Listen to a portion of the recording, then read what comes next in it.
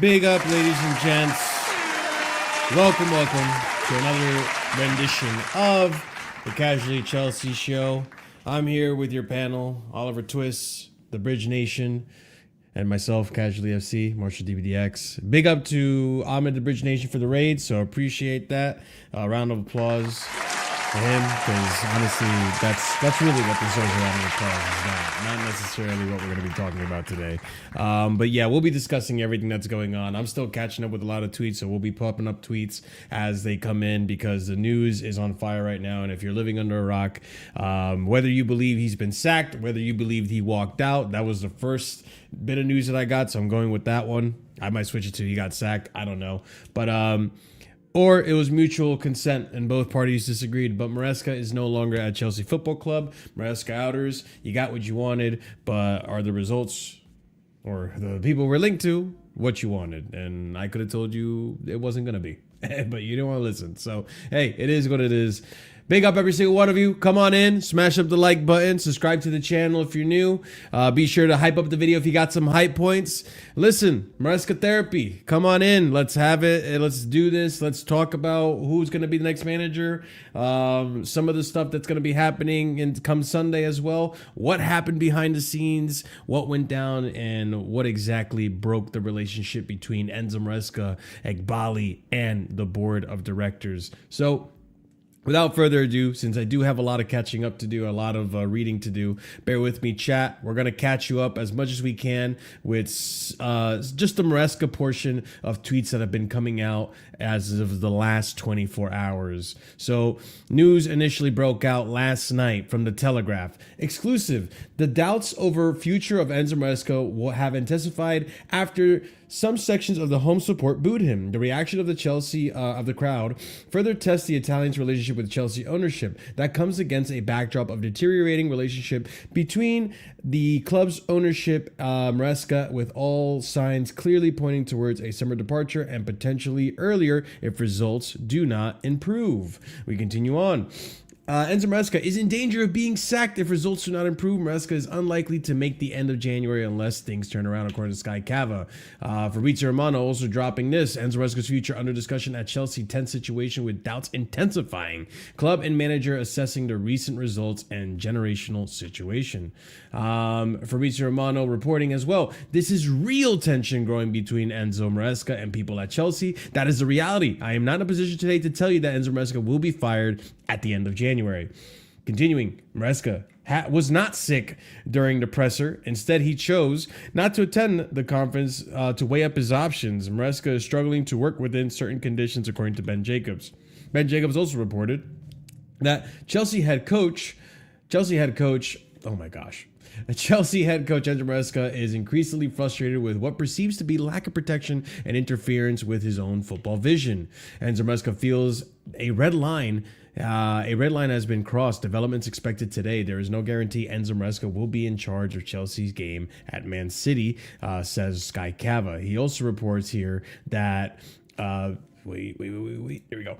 He also reports here that he did not need to make those public comments about his worst 48 hours. Maresca has a very good squad, and is not getting the best out of the players. Football is a results-based business, especially at Chelsea, according to Sky Cava. And that statement alone is very triggering, but we continue on.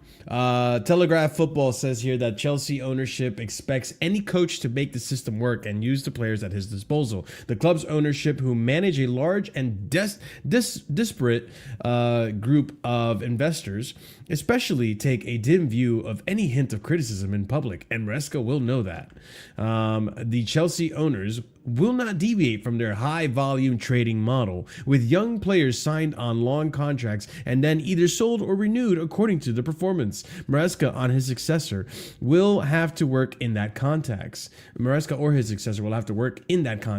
The ownership expects any coach to make that system work and use the players at his disposal, aka expect no decent manager to come in here and work under these conditions. Great. So Chelsea always planned to conduct a full review of club operations, including the performance of head coach at the end of Enzo Maresca's second season in charge. However, January could have a major bearing on how things are viewed in late May. Chelsea's board are to meet today to discuss Enzo Maresca's future, which was earlier today on the New Year. Which, by the way, if you're tuning in today, Happy New Year. Happy New Year. This is how we're starting 2026. Never a dull moment at Chelsea. Ben Jacobs then reports the following.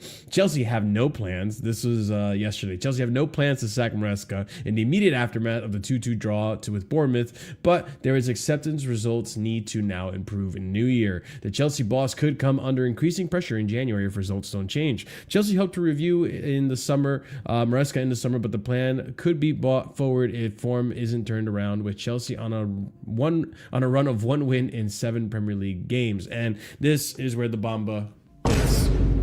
Fabrizio Romano earlier today breaking: Chelsea and Enzo Maresca agreed to part company over immediate effect. It's over. Official statement to follow, but all done after tensions growing last 24 to 48 hours. Chelsea will now start working on new manager appointment. We'll talk about those managerial appointments soon, I'm sure. Chelsea will appoint new manager very soon. Not going to take weeks or a long time. The club is now working on it. Liam Rosenior, highly rated internally after excellent job at Strasbourg, as he's among contenders. Decision to be made in days, won't take long. Patty said here that Maresca has communicated to Chelsea sporting director that he no longer wants to work as coach at Chelsea. Joe Shields apparently was working to try to convince him away from that decision. Ornstein also says here that the Maresca had informed Chelsea twice in late October and again in mid-December after post-Everton comments. He was talking to people associated with Man City about the managerial position if/when vacancy arises. CFC Daily saying that Sky Cava, apparently the main reasons for the departure were the results, disagreements between the return to play protocols for players after injury, and links to other clubs. Chelsea have an independent medical department who have the final say on when players can return and how much they can play. The Chelsea head coach will never be allowed to overrule their decisions. Sky Cava is telling us that it's not going to get overruled. Yet we hear other news. So sources with knowledge of the situation have said that clash between Enzo Maresca and Chelsea came down to him pushing the club to give him more room to ignore medical department's advice on protecting certain players. It was not viewed well by the club's medical department when James, who was a long history of knee and hamstring problems, played 3 full games in the space of a week last month. But did you die? Ben Jacobs also had this to say. More on Maresca's Chelsea departure. Club and Jorge Mendes were working on an exit package from last night. Chelsea board unanimous as change was needed. Understand one of the main issues was between Maresca and Chelsea's medical department. Chelsea insisted that decisions over player workload and welfare must be autonomous from the manager. From Maresca's perspective, he felt that what the heck? All right. He felt that a lack of protection and interference leading to critical issues with ownership. As revealed, Maresca wasn't sick after the Bournemouth game. He didn't want to speak. He didn't want to speak as he assessed the future. Also understand Manchester City and Maresca have also held some talks already. This came as a surprise to many within the Chelsea hierarchy, with some feeling the Italian was distracted. Even though he got good results in November, sure. Chelsea leadership also concerned by 20-point drop from leading positions in the EPL and UCL, leading to fears of lack of mental fortitude. Chelsea have no plans to change their model. Less than a handful of names in the contention to replace Maresca, including Liam Rosenior. Chelsea are not expected to face a huge compensation bill. Given the circumstance of Enzo Maresca's departure. Enzo Maresca remains in Man City's shortlist for the future. Highly rated, but nothing agreed at this stage. Guardiola has not made a decision, 100% focused on the season. Maresca respects Pep. And lastly here, Matt Law says, sources believe Maresca will be privately delighted it's all over. There is certainly a school of thought among some individuals that he was looking for a way out of Stamford Bridge, despite insisting he was in love with the squad and the fans. Whoever Enzo Maresca's career takes him, Chelsea have no regret over seeing him go. A lot there just on the Maresca stuff, and I'm sure I'm going to pull up more as the stream goes on. But, I mean, Oliver, we'll start with you, my man, since I know you're short on time. Overall thoughts on just the situation going on, because I kind of spoke on it yesterday. I mean, where do you start with all that? I mean, just, but what are we really learning that's new here? This club is rife from the very top with egos and people that don't want to be told no, that don't want to be told, this way has never worked before, don't want to be told otherwise. And we've seen this for years, and it's just all coming to light. And as you see it happen with multiple managers,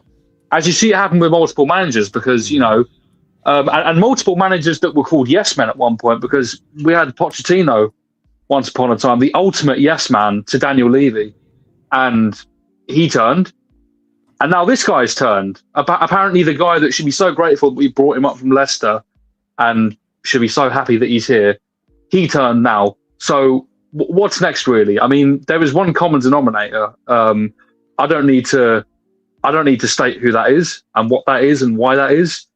It should be as clear as day to anyone. So, but we'll get into it. That's all I've got to say for now. Yeah. Yeah, it's man. There's no, you guys know, you've done plenty of shows with me. I've been here, and I've always tried to give the benefit of the doubt. But this is where this is the final stop. This is where the buck stops here now. You can't defend your boys. No, I can't even understand. I can't. His feet don't laugh. I swear to God. Can I just say quickly? I abdicate my response time to real Chris, because I've not heard about how real Chris. Yeah, actually, Chris, what do you think about this whole situation too? Since you love to fucking troll me. I'm not upset, because last time I was kind of shocked and upset was with Tuchel. Tuchel really took my by surprise. This was still surprising because I thought he'd last to the end of the season and maybe he'll walk or he'd be sacked. But yeah, I'm thinking also, what type of message are you really sending down to those players anyway? He wanted a better team. He wanted a better centre back to improve the team and all that, and you just basically don't talk to him. Something like last 48 hours, he said not as much support or whatever. Anyway, but they don't care about the players, Chris. Egbhali's here to trade. That's what I'm trying to think. What does Cole Palmer, Caicedo, Cucurella are how long they got left on their careers or whatever? Do they want to move to other clubs and win trophies? Because is this club even serious about winning the Premier League and Champions League? I'm a bit ill still, so it's a bit iffy. Sorry. Yeah, the Maresca news makes. I don't know if you read it, Chris. They're not even. I have been really ill the last 6 days or something. It's been bad. Mm-hmm. Chris, I don't know if you read it. They're not even serious about winning the Carabao Cup. So there you go. That's nothing. We're just in a semi-final as well, and we just let our manager walk. Oh yeah, I gotta find. I don't know how much just on Chris's thing about the players. I don't know how much it matters ultimately. Enzo Fernandez is about to have his 5th manager since he's been here. What number is this for Cole Palmer as well? This is number 3. This will be 3, I think. Exactly, but what kind of message will this like if you just keep sacking managers and they're not really improving the team, and you're just going like They don't care about improving the team and like pure profit or flip it like Ganacho or whatever. The issue of sacking coaches in a vacuum is not like inherently a negative sign to send to the playing staff, but when you in conjunction refuse to improve the playing staff, but then want to chop and change managers, it's like, hey, like we're all expendable. It's the bell's gonna toll for all of us eventually. You know, like fuck it, might as well just find a way out of here. Because like in the 2000s, like nobody was like everybody was mad when Roman and Jose split the first time. The real issue was who did we get after that? We got Avram Grant for the season, and like nobody was really cool with that, right? Or do I have? Yeah, and then we got Scolari. That didn't work. We had Hiddink. So like even from 2007 to 2009, we won 3 cups. We made a Champions League final and a Champions League semifinal. We lost the league on the last day, and we took another one down to the last month. Fans in like retrospect aren't that pissed because the quality of our team was good enough to where we could compete for stuff. So if they decided to sack Maresca at a point where we could plug and play with managers and like actually be competing for all the trophies, I don't think anyone would care. But when you send the message that you're going to do it your way and you're going to just hang the guy out to dry and also turn around and try to force another process, yes man, whatever, WhatsApp participator down our throats and expect everybody to be cool with it. It's just these guys, like, I get the whole they don't care about improving the team. They're here to trade players. But when your best players turn around and decide to leave, it all kind of comes crumbling down. And I fear we're closer to that than most people want to admit. I don't know.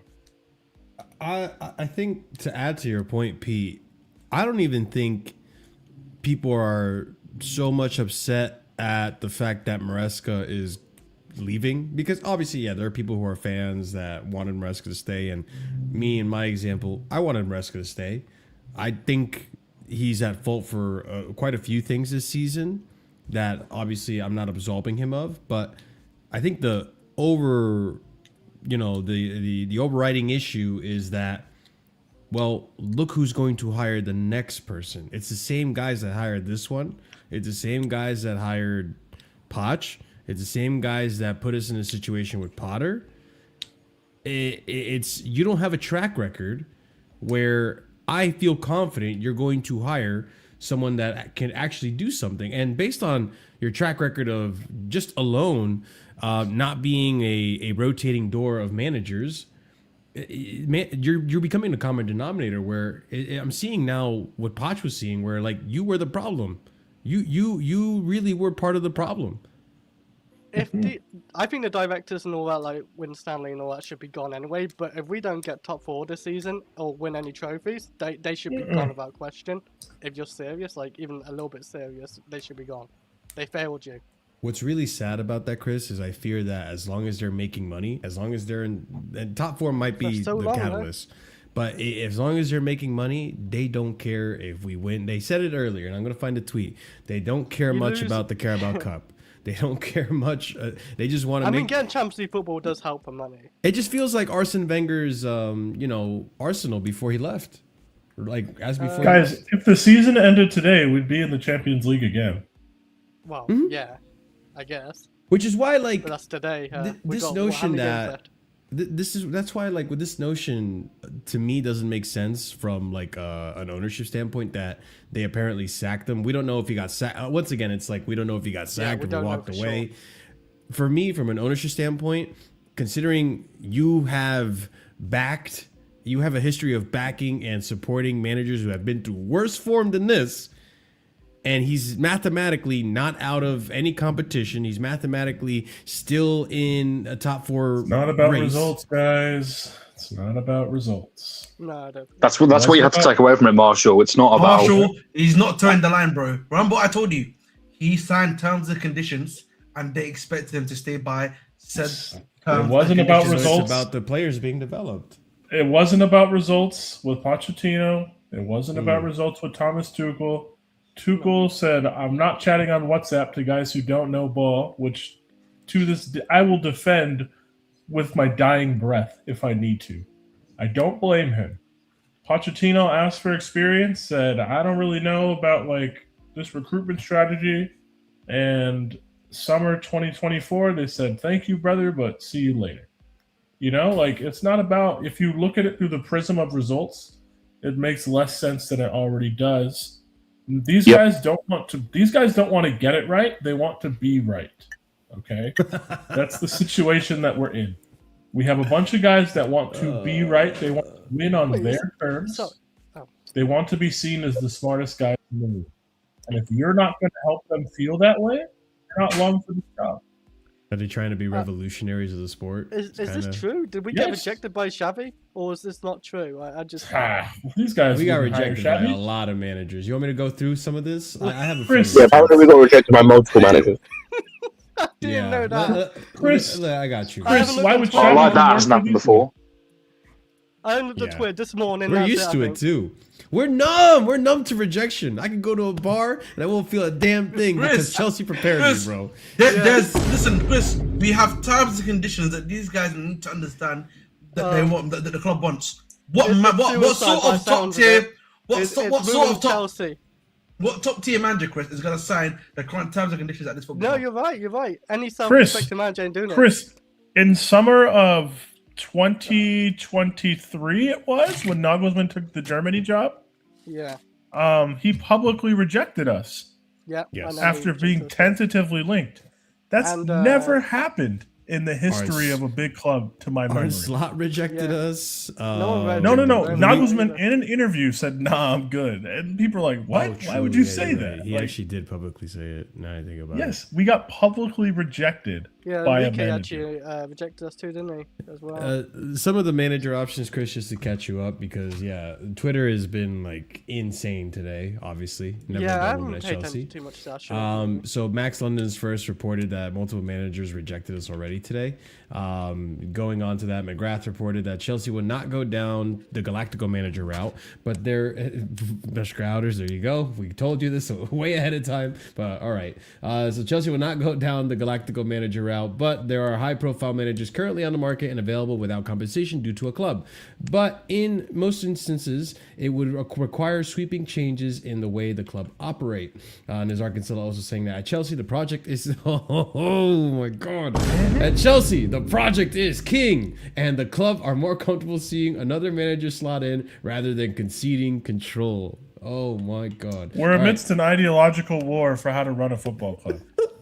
Like, I know that sounds very emotionally loaded, but like, you guys understand what I'm trying to say, right? Like, until we figure that out, all the will we or won't we get top 4 or win Carabao Cup, like, not to be super nihilistic, but it just doesn't really matter. I can't lie to you, Peter. I don't think you said anything wrong, bro. I think that's factual. We are fighting an idea. reality. We are fighting a philosophical battle right now at the football club. There's no denying it, bro. 100%. Philosophical warfare on like legit. No, like, and like guys, like, this is what it's, bro. And like, guys, this isn't like a you're invading a country and like they're fighting for their sovereignty. Like, no, we're fighting ideals versus other ideals. It's like a fighting for Esteval's soul right now. It's not. We're like fighting a holy war. This is gonna happen. It's gonna drag on for a while. I can't lie. This is like you know in anime. You know in anime, right? Yeah. Wait, you know in anime and manga. Cold farmers in between all this, like what? You know, like how in anime, like you know, like how in anime they fight for their ideals. This is literally what we need to do right now, bro. That's what we need to do right now, bro. Ahmed. This is Naruto. This is Naruto and Sasuke at the Valley of the End, bro. Oh my! You know what I said that to you? Remember? You know what? Yeah, you know the really bad part. You know the really bad part, like with Sasuke. Yes. Legit Sasuke. You know what's funny about Naruto? On my previous stream, I was actually talking about Burnley and Egbhali, and I was saying, you know what? Burnley and Egbhali are like, what's it called? the third Hokage, yeah, and Donzo. It's the third Hokage, Donzo. Egbhali is Donzo because he has used 100%. he's used Hiruzen, essentially, aka Broly, to be the guy that's in the light. Everyone crashes it on him, it's all his fault. But we all know the guy that's doing all the Mazzolini, all the stuff behind the scenes is Egbhali, bro. 100%. 100%. Here's some of the names, Chris. So Liam Rosenior is a short candidate. Glasner not leaving Palace now. Fabregas focus on Como project. No stars named, so no Zidane, Klopp, or Mourinho. Chelsea are looking for a coach who plays similar style to Maresca, so the transition is easy for players. Bournemouth coach Andoni Areola is a name under consideration. What the fuck? Yeah, so similar style. So similar to Enzo Maresca, yes. Guys? Oh my God. Francisco Ferrioli, the Porto head coach, could be considered, although he would cost us a region of £13 million to activate his buyout clause. He also came out and said, we continue together when asked about potential moves. So he doesn't look interested. And Xavi Hernandez rejects Chelsea offer, according to this Matchday Central. I'd take it with a pinch of salt, but I don't you guys there's think any these guys lie in would it. go, like, being linked to Xavi doesn't make sense to me. Like, I agree. A Xavi's lot of these managed. links don't make sense. People can say what they want, but Xavi's managed at a club bigger than ours and achieved success at a club bigger than ours. He was willing to put up with the politics of Barcelona and the financial hardship because he loves Barcelona.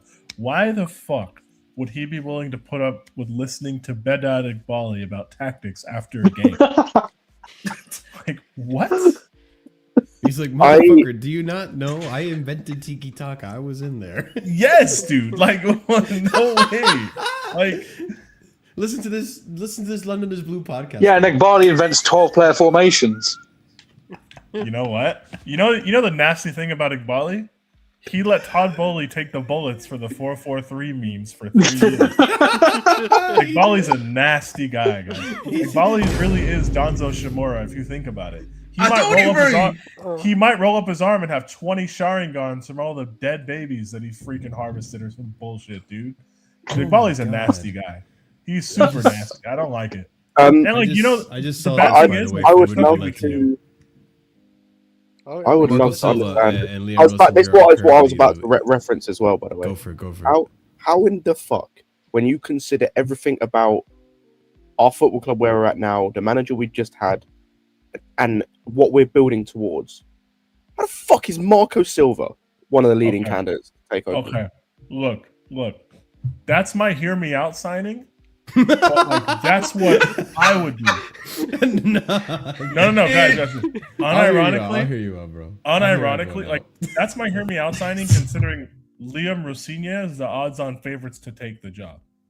Like, do I really want to have Marco Silva be long-term leader of the project? No.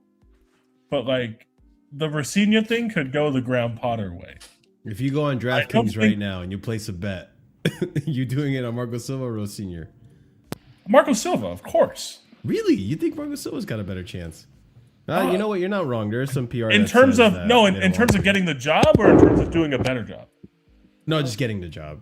Oh, Rosenior, of course. Oh, okay. Like, they're gonna try and do this whole. Oh, but also they know for a fact that Rosenior can work under the terms and conditions because he's kind of doing it now. Yeah. Marco Silva might just turn his phone off after a 1-1 draw to freaking Leeds. And, like, they wouldn't like that shit. And it's like... But, I would... Marco Silva, out of all the names I've seen that I actually think could work here, like, could actually get hired here, is, like, that's the one I hate the least. And that's a really bad situation to be in. There's a reason I wasn't advocating for the previous manager to get dismissed. Yeah, it's a hate the least, not like the most situation. This is one of the worst manager markets to step into, guys. It's very Exactly. So bad. See, I disagree in a sense of, like, I don't think it is. I think it becomes bad when you look at the managers they're going to look at, if that makes sense. Well, that's kind of okay. So let me rephrase this. Considering the way we know they like to operate, this is the worst time to step into that market. Yes, Like, that's fair. Surely, everyone could have just played nice for another 5 months, and you could have reassessed in the summer. Surely. Like, I don't buy that it was so untenable that he had to leave today. On New Year's Day of all days. We have an under-21 coach that no one has ever heard of who's going to be in charge for City away.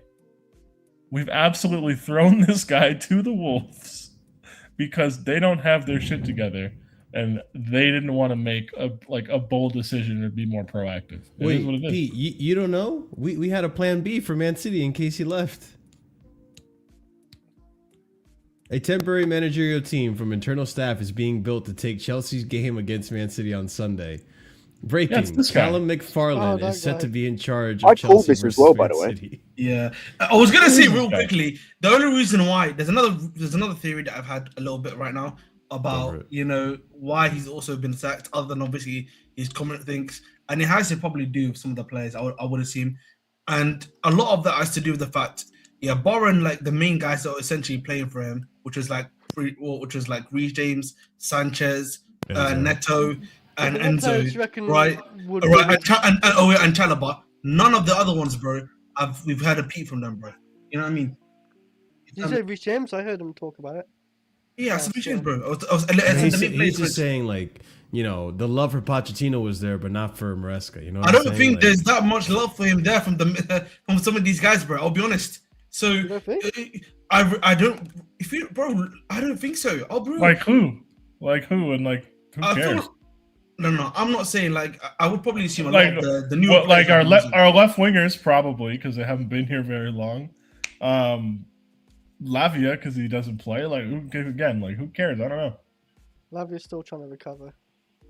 Hey man, this is day 57 with no Lavia, by the way. Listen, man, Lavia's an NPC, Chris, man. Chill out, man. I'm actually gonna fear for Reece now. This new manager might take up Reece later. You know what is it, man? If you have what's it called? My guy, what's his name? The mixed race guy. Forget his name. Rosenior. Rosenior. Yeah. Listen, man. Someone's hamstrings in danger, Chris. You know what I mean? Hopefully he's been eating his food.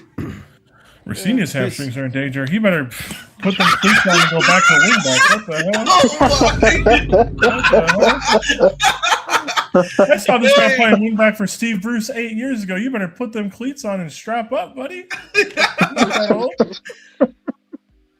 But this you can't fool me, Liam Rosenior. So you guys remember when Leicester was league champions? Yeah. And the first game they played against Hull City when they lost?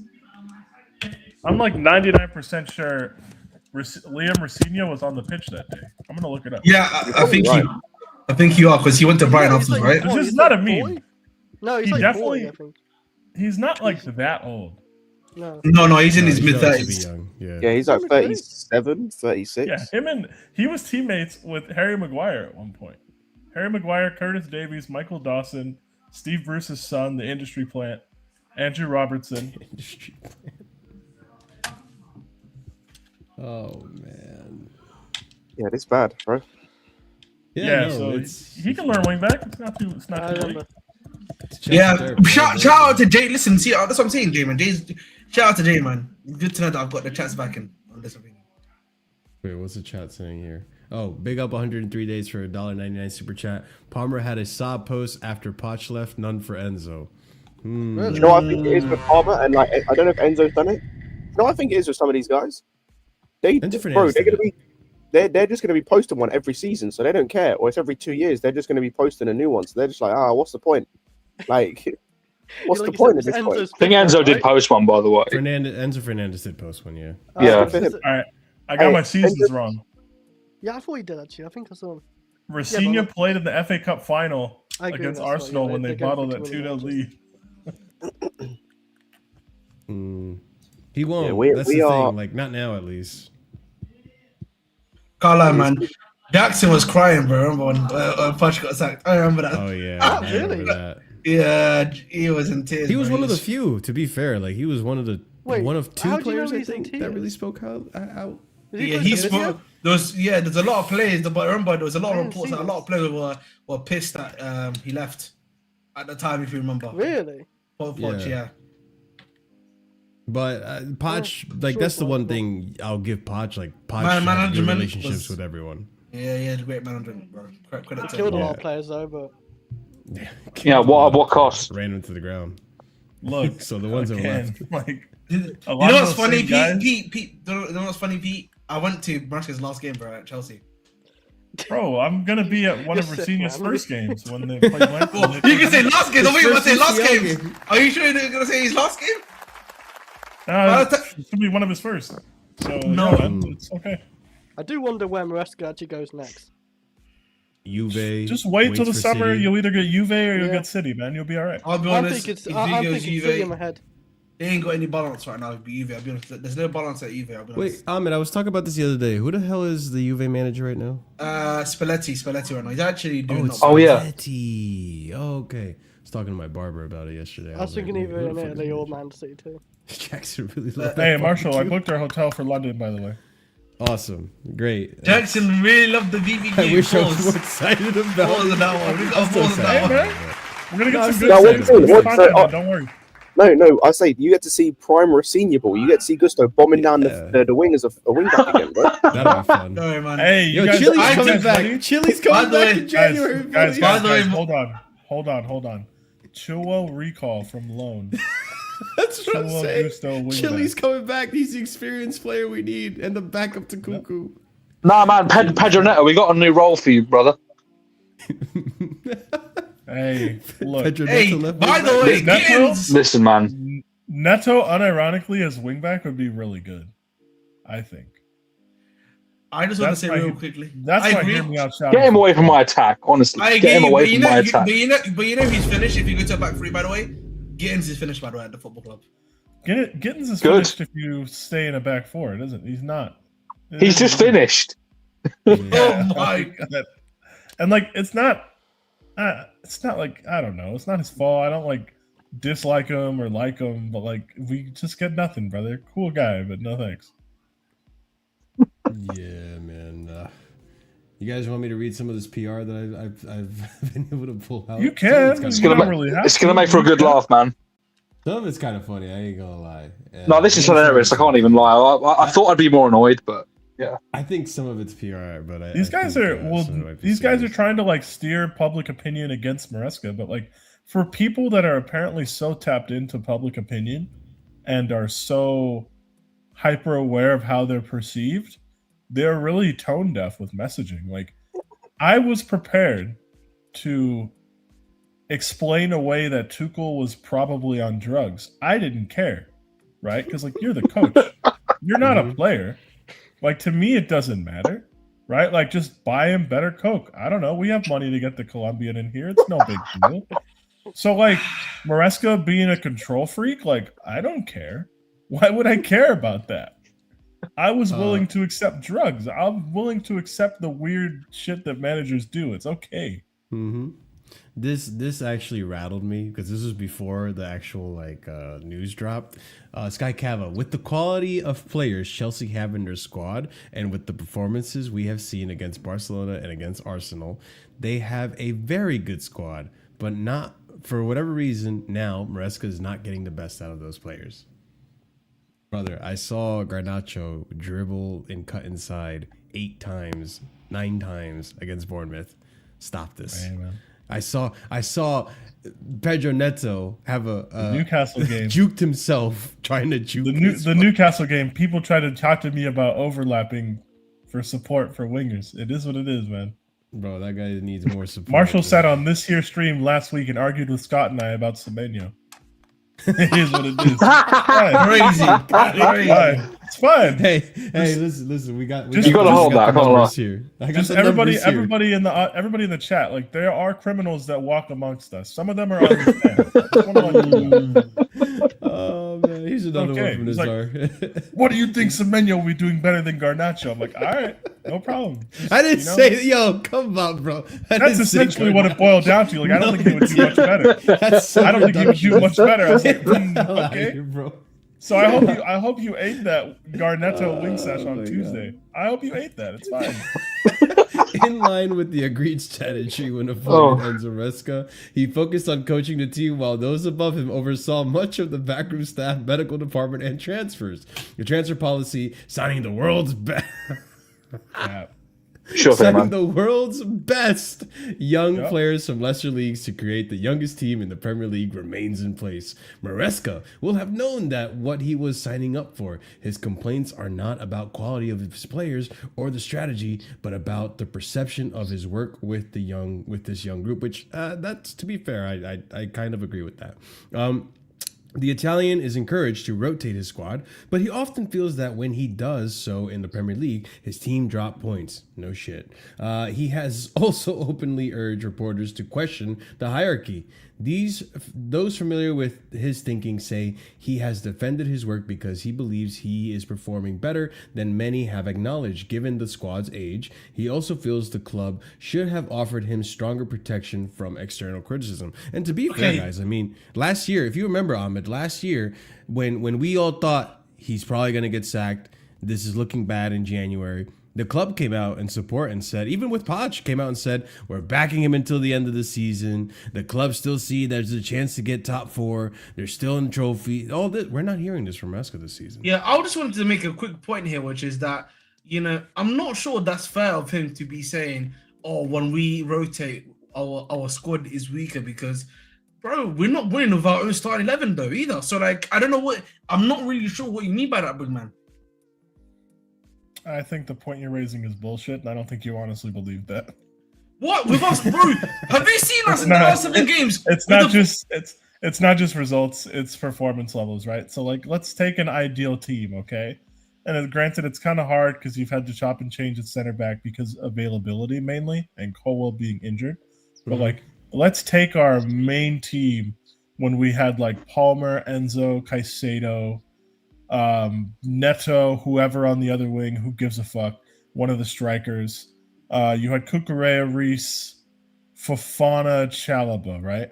If you take our results with teams closer to that, it's definitely way more points per match, and the performances are better, like, than having to alter the team due to this rotation policy implemented by the hierarchy above him. Like, were we dropping points at the end with everything? Yes. Like, we won one of our last 7. Clearly there are dropped points.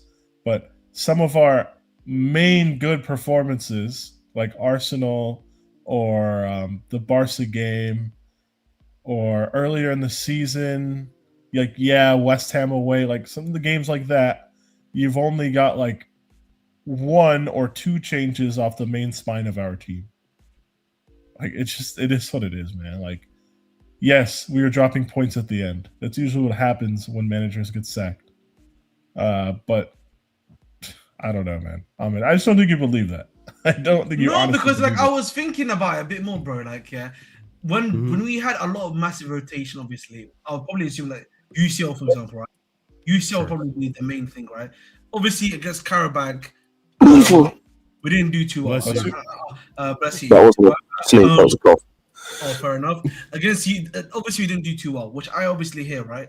But at the same time, the point I'm trying to make is this season in particular, I thought this season objectively, when our stars have also started, bro, yeah, we haven't necessarily been able to grind out results, if that makes sense either. Games.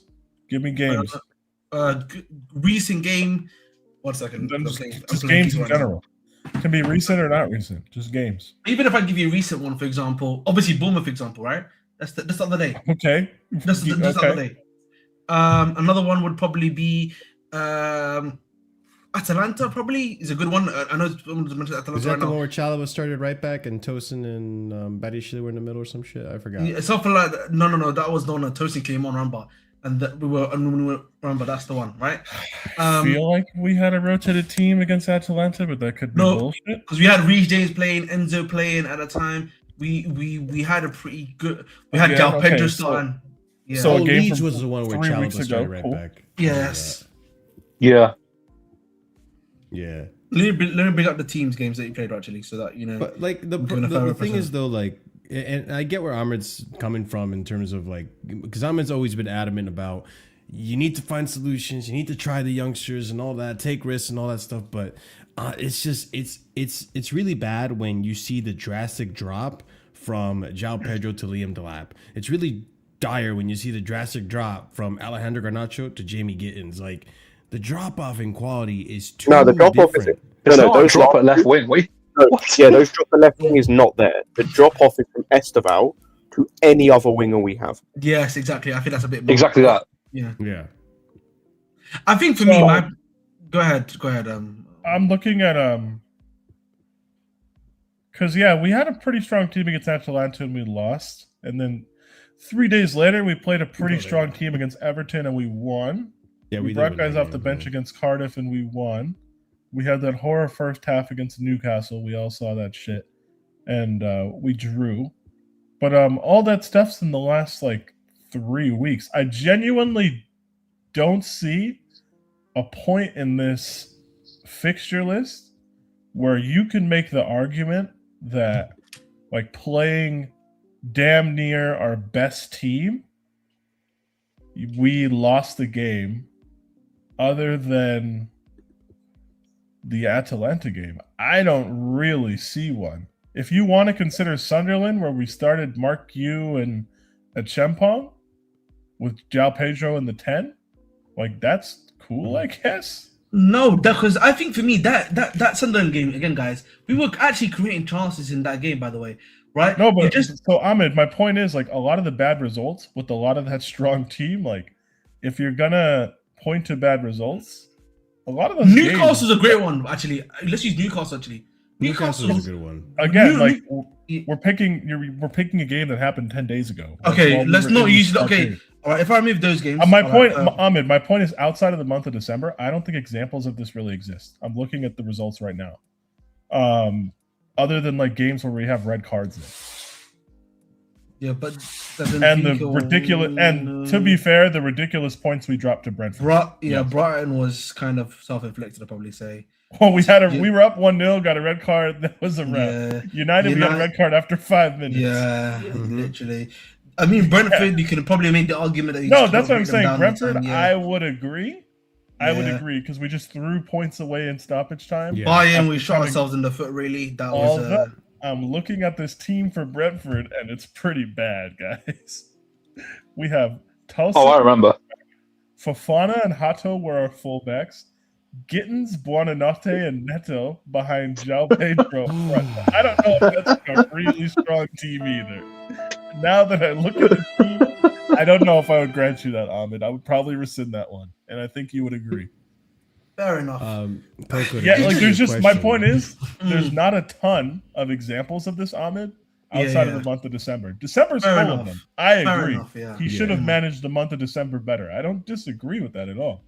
I think my thing is the problem. This is I think the problem, obviously, the drop off that he's speaking about, which I actually also I think two things are true in this example is that this is the reality also of buying young guys, by the way, who do not have a certain level, if that makes sense, right now when they come off the bench, because they barely get any minutes. Maybe you may not even rate them to begin with, whether they be Gittins, Delap, Santos, whoever you may be, right? But they're not going to get any better without any minutes at the same time, if that makes sense too. Is that? I get it. But go ahead. That's a tough position, Ahmed. You have to balance getting enough results in the short term, because if there's anything these directors have proved, you're still judged on short term. Oh, you know, because I was actually speaking, Peter. Because we were actually talking about this on my other stream, and on was it not on Marshall's stream, Lewis's stream, yeah. Well, someone was like, do they really care about the top 4 result in essence? And what we mean by that is that do they really care about the Champions League qualification? Yeah, because I think for me, there's an argument. I would say hedge fund dudes care. Yes. I think the only reason they care, I think it was me, Ahmed. The only reason they care is because of the money that comes with it. That's all they really, yeah. But because for me, I would argue that because if you read a lot of what's happening, barring the medical stuff, yeah, it's a lot about minutes, minutes being played, stuff being happening, right? And so if I'm looking at it from that side, for me, there's clearly a key thing for them, which is that I need you to improve and nurture these players. If that makes sense, right? They want them to get played enough to develop so they can flip them. That's what I'm saying, right? I understand that part of it, but as the head coach of a club like Chelsea, like, you're always going to get the short-term pressures that come with managing Chelsea as well. So you're balancing putting together as consistently a competitive team as you can. You're handed a bunch of tools that you're expected to develop and then are expecting to lose at some point down the road and then have to kind of repeat that cycle over and over. So it's just, I'm never going to blame a coach for not doling out minutes more evenly when the goal of qualifying for Champions League is still hung over his head.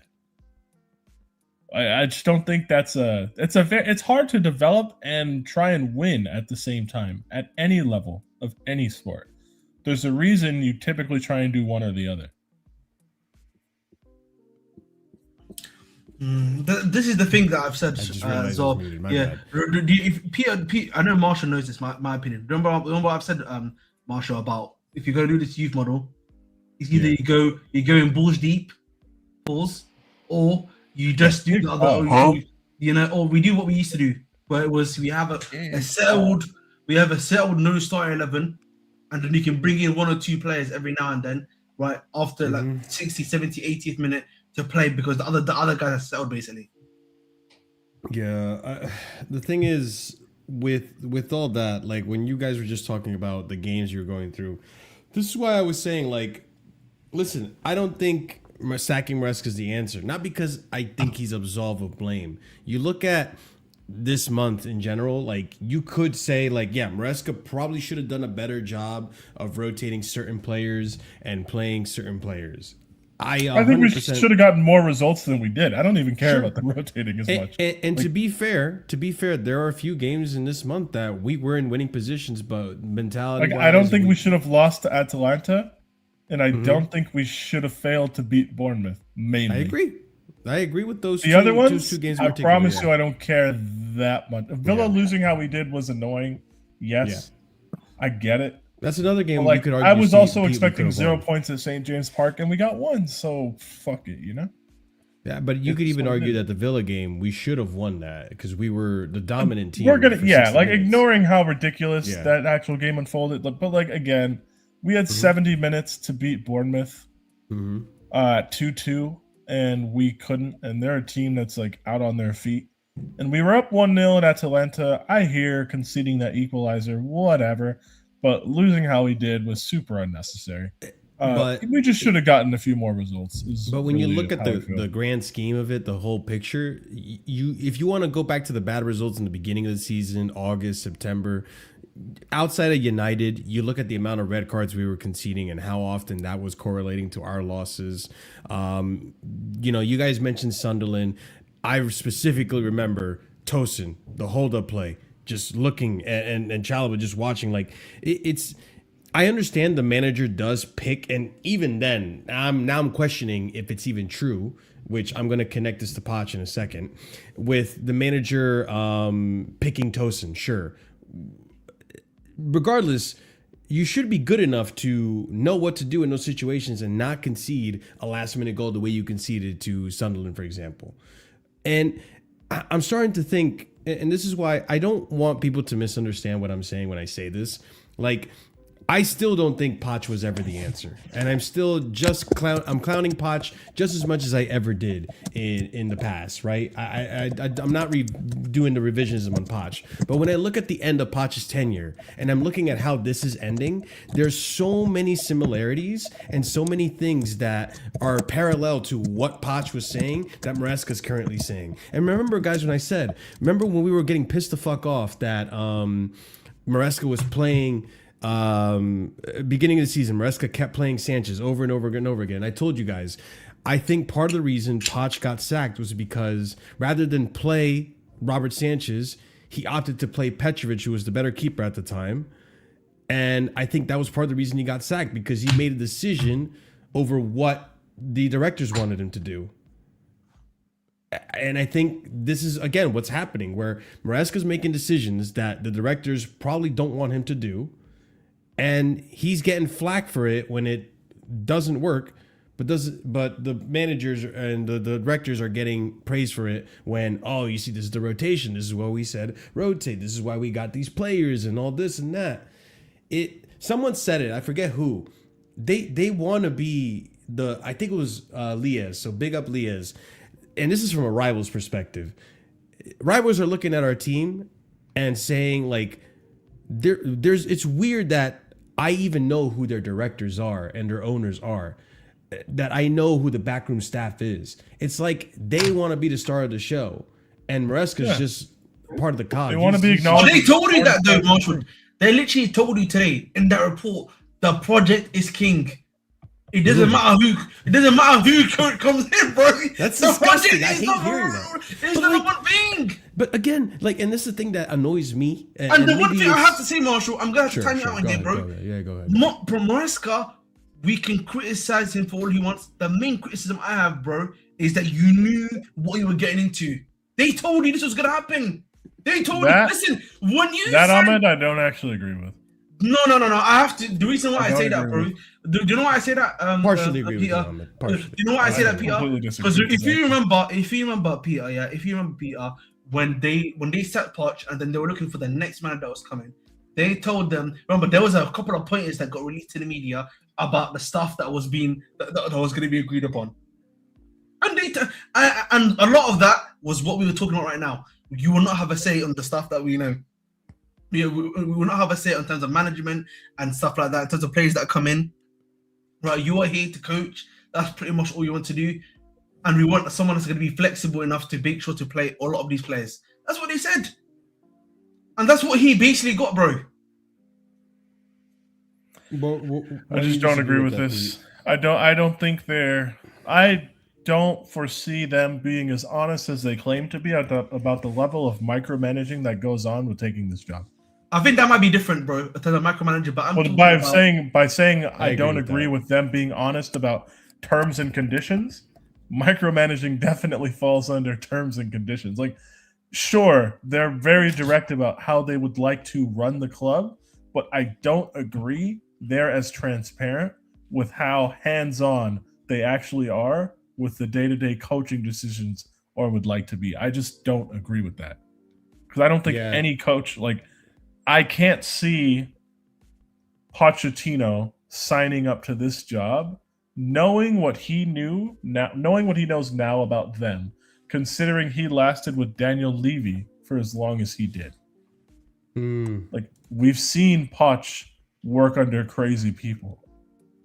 What is it about our crazy people that set him off? Like, that's a red flag.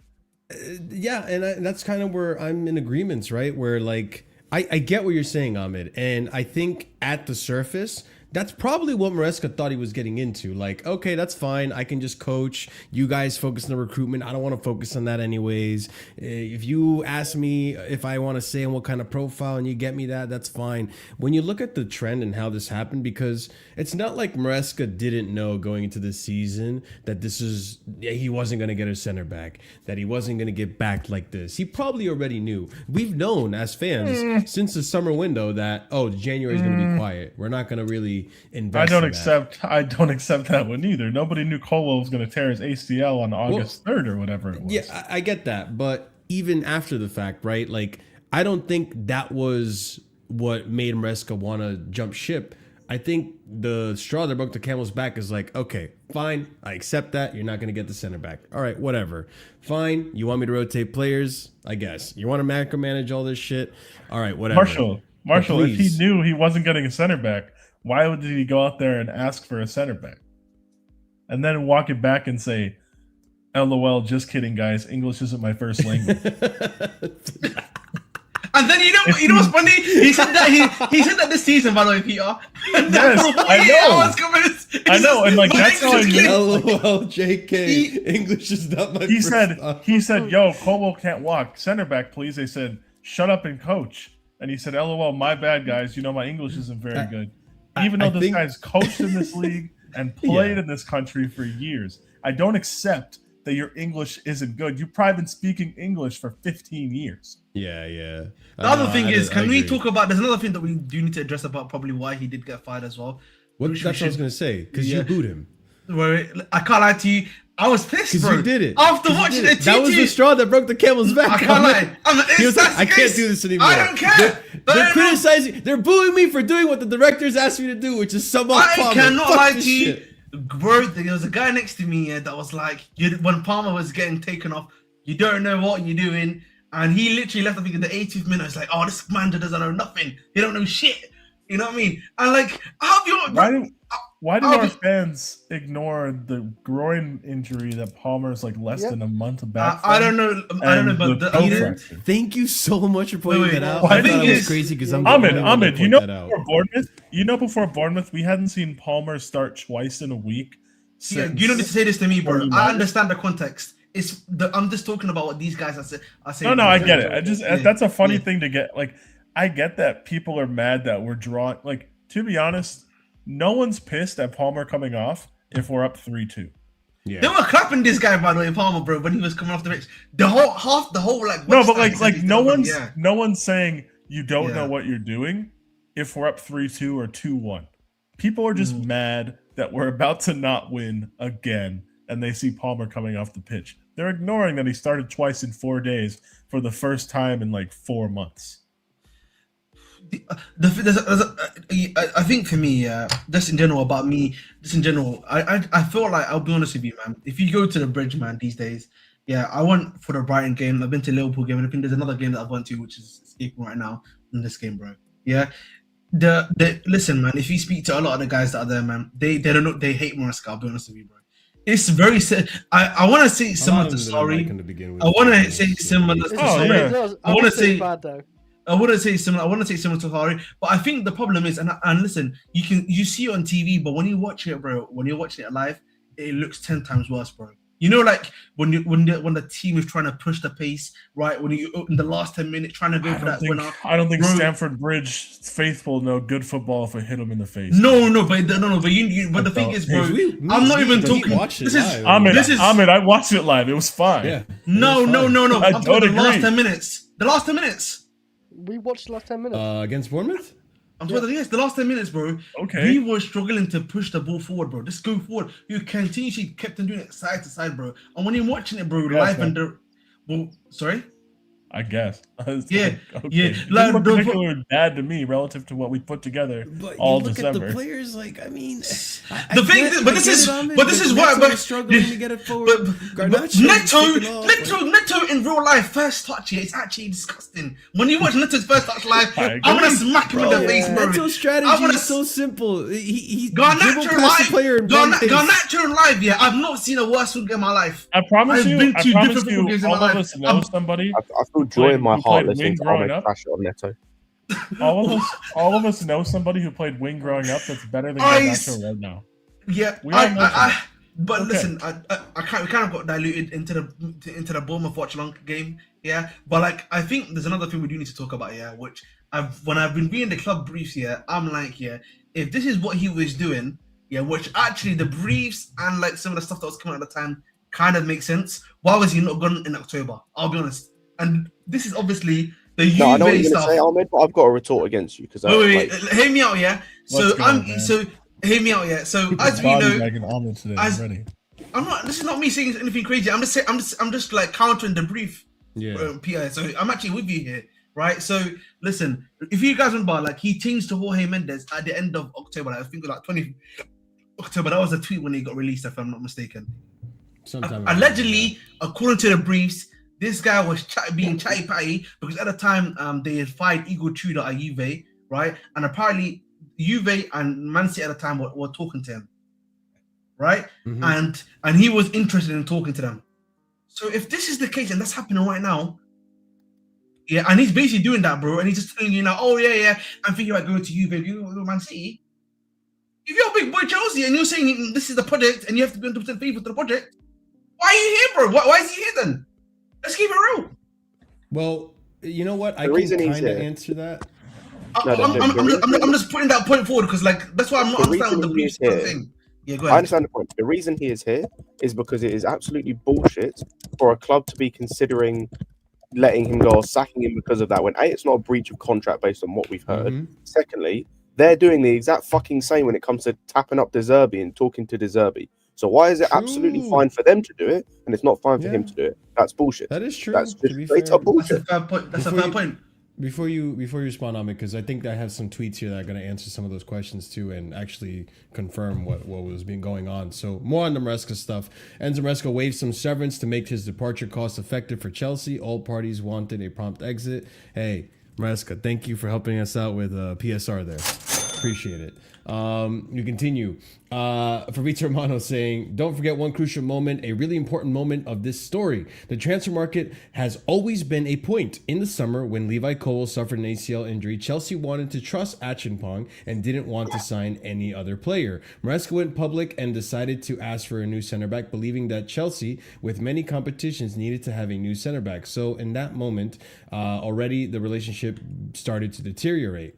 It is claimed Maresca informed Chelsea that he spoke to representatives of both Juve and Man City. Sources say Chelsea were informed he would stop all talks regarding the clubs if he was handed a new and improved contract, but Chelsea rejected the proposal out of hand. But from Matt Law. Yeah. But that's what I'm saying to you. Look, read that thing. So if they're telling you, if he's telling you this stuff and you're saying, I'm not giving you a new contract, so then you're at impasse, isn't it? Because he's saying, I'm gonna still talk to these guys. And if they agree something with them, I'm going to them at that point. So that's the part that confuses me. Do you know what I mean? About the new contract thing, because he still has like a 4-year deal. The only thing I can rationalize in my brain as to why he would want a new contract is maybe a pay rise, Pete, but also maybe different terms in terms of more power in like a say in certain He things. wants more money. I get it. When Conte won the league with us after the first season, yeah, Conte is a greedy fucker. He wanted a slice of that 80 pounds from the World Cup. No, when Conte won the league with us, he didn't get a longer contract. He got a pay rise. It happens, dude. Just give him the money. We didn't want to give him the money. It's okay. It is what it is. More on this stuff. Breaking. In response to Man City links, Maresca's end suggests despite interest elsewhere, he would have been ready to sign a new contract with Chelsea. Ben Jago's briefing here that Maresca had several confrontations with the club due to disagreements over which players should start and which substitutions should be made during games, with Maresca not the type of coach to accept on-pitch decisions that are out of his control. Chelsea's position is their model won't change and that all input over selection was exclusively related to players' workload and welfare and came from the medical department, not the board. However, Maresca felt issues at the club ran far deeper and extended to other departments. He also felt pressure from above to rotate, ultimately raise the value for several young players. And if you guys remember, and I forgot what tweet it was, the way they see it is that the more minutes, or if we just give some of these basic ass players minutes, their value will go up or keep maintained. That includes Garnacho, Gittins, and so on and so forth. In general, like, that's probably true, but that ignores the demand of getting results, and that's not the way that football head coaches are going to operate. It's also at the end of the day, no one's gonna like hand Maresca the Juve job hypothetically because he raised the value of Jamie Gittins, so he got sold for a £20 million profit. That's also not true as well. Just on the development thing, that's not how player development works. Like, you don't just play them more minutes and they instantly get better or they raise their value. But there's that part too. Like, people can play themselves out of form, out of confidence, and like basically they still need to perform into like football depression. And this comes back to a conversation we had like when they came in, or about other like we've had in the past. And it's more focused on Egbhali, obviously, but these guys don't understand football. Like, if you understood the basics of football development, you would understand that getting a 21-year-old and a 20-year-old winger and having them compete with each other, they're both going to have stunted development, because the expectation on one of them is they have to perform most weeks because they're the starter. Both of them are not good enough to start every week. So they're already starting from a poor place. The other one that is getting less minutes, there's two things. One, because of the poor performances of the guy ahead of him, they're then tasked with fixing that, which they're not good enough to do. So they've got more pressure on them to develop at a quicker rate. Also, because they're getting less minutes, they're going to develop at a slower rate. So what you should have done is got one of them. Same with the strikers. Ding dong. Like, you've got Delap. he has got limited minutes, partly because of injury, but also partly because he sucks. He has no time to develop. What also makes this harder is the fact that in a year's time, you're about to get another striker in, so he's going to get even less minutes, if not be sold. So this development idea is dumb because it is impossible for these guys to develop at any sort of rate unless you are the best of the best. Which, if you're signing the best of the best, I've got no complaints. Egbhali as an example. If you've got the ability to come and perform immediately, there's no problems. If you don't, which is like 90% of the guys they've signed at this age, you're fucked. Mm-hmm. In terms of the rotation stuff, there's more on that as well. Maresca was reportedly told by the medical department he needed to make make a substitution for Palmer, despite insisting his news conference, his star attacker was ready to complete 90 minutes if wanted to. The fans booed the decision to take Palmer off versus Bournemouth, according to Nazar Kinsella. Karen Gill also said that Enzo Maresca did not always heed the medical advice and potentially at risk of re-injury. There were times when he used players for longer than the medical department would have liked. They did not go down well internally. There is no proof of Enzo Maresca violating medical protocol, according to Matt Law, or crossing red lines with his use of players or management of minutes. But the aggravation of Cole Palmer's groin injury against Bayern Munich is said to have caused concern internally. Sky Cava also says, in regards to League Cup, which this also, I'm sure, pissed off many fans, that is not a priority trophy for Chelsea. Yes, if they win it, great. But if they get knocked out of that by Arsenal, it's not the end of the world. Now, this in is the grand proof, scheme by the of way. things, I kind of get what they're saying, but I don't. you're in the semifinal. I know you don't need to make it a priority. I know you don't want to sacrifice UCL or whatever to win that, but to say like it's not a priority in this time, like it's just bad. Just say they're gonna do their best to win the cup, and that's it. Don't say End it there, or just don't Or say don't say anything. anything. The thing about this, Marshall, even though I'm someone who doesn't necessarily care about the Carabao Cup like that, Yeah, that's a stupid mindset to have because it's a Exactly. cup at the end of the day. It is you a might as trophy. well win the competitions you're in. We're also Exactly, in especially the if you're in the semi-final semi-final of also. the competition. Yeah. And I think that quote alone is proof positive they don't care about results. Not from a, how do I wear this? Not from a prestige sort of thing. The only thing they care about is making money from the Champions League. That is all they care about. That's all they're happy to do. They don't care about anything else. We have reached the point with these owners, and it's mainly Egbhali. We have reached Kroenke and Glazer level with them. All they care about is making top four to get the money. That's all they give a shit about.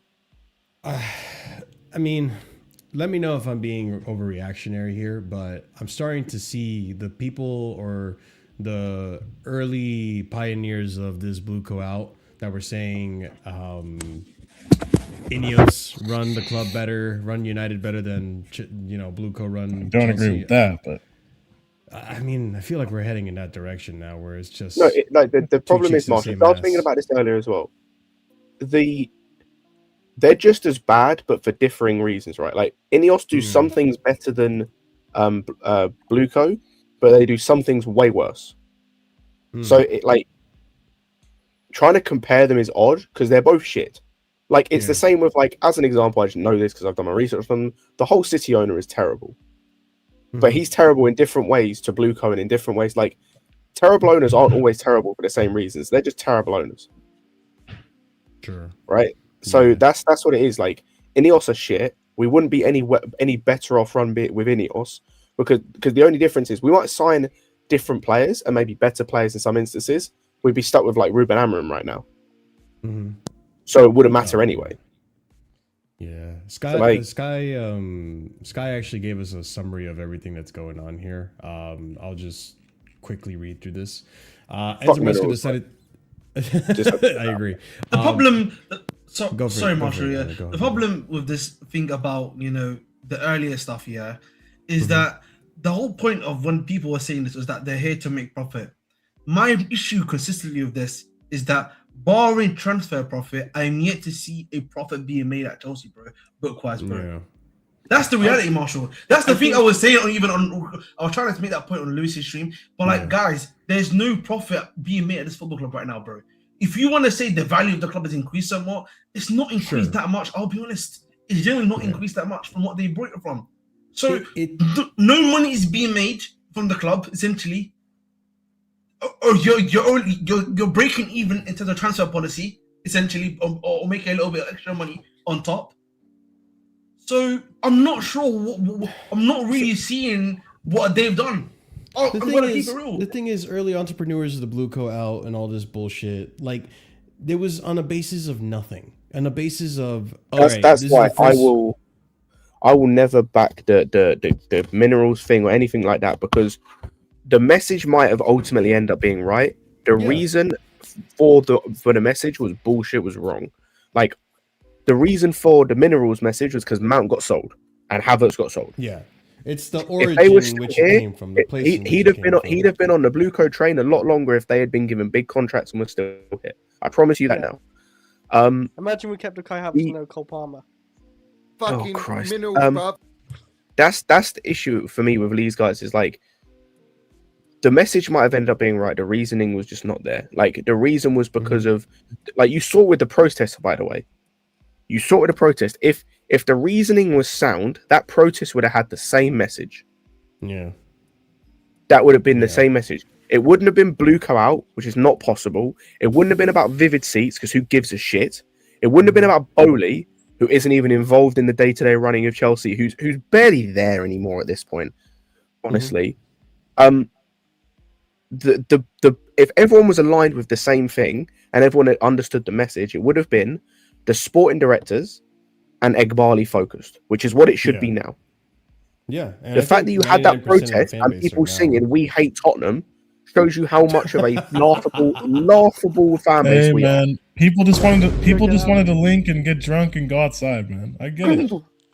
Yeah, send the clip next. I'll watch it. The thing is, when I watched the protest, the main one, if you guys remember, like, that spoke to Joe Cole, he was talking about obviously the Vivid Seat stuff, right? And to an extent, that's fair for them, right? Because his whole thing was about seats. That's like what he's the head of, and that's what he came out for. You then had the whole thingy talking about Bowley, as many of you guys know, right? Everyone was talking about Bowley for some reason, right? And the thing is, no one decided to do research time, and no one talked about the real devil in the room, Egbhali. Even now, bro, I hate to say, even now, bro, Egbhali escapes credit, bro. I'll keep it real. Egbhali is still getting away with it. Wallahi, bro, if I go and stream, it's Egbhali that's escaping. They don't talk about the mean, man. They never talk about the mean. I swear to God, bro, I think the political term for this is flooding the zone. I think is what it's called, where you just put out so much bullshit that people just kind of get disillusioned by the entire issue or get distracted talking other things. Ahmed is right.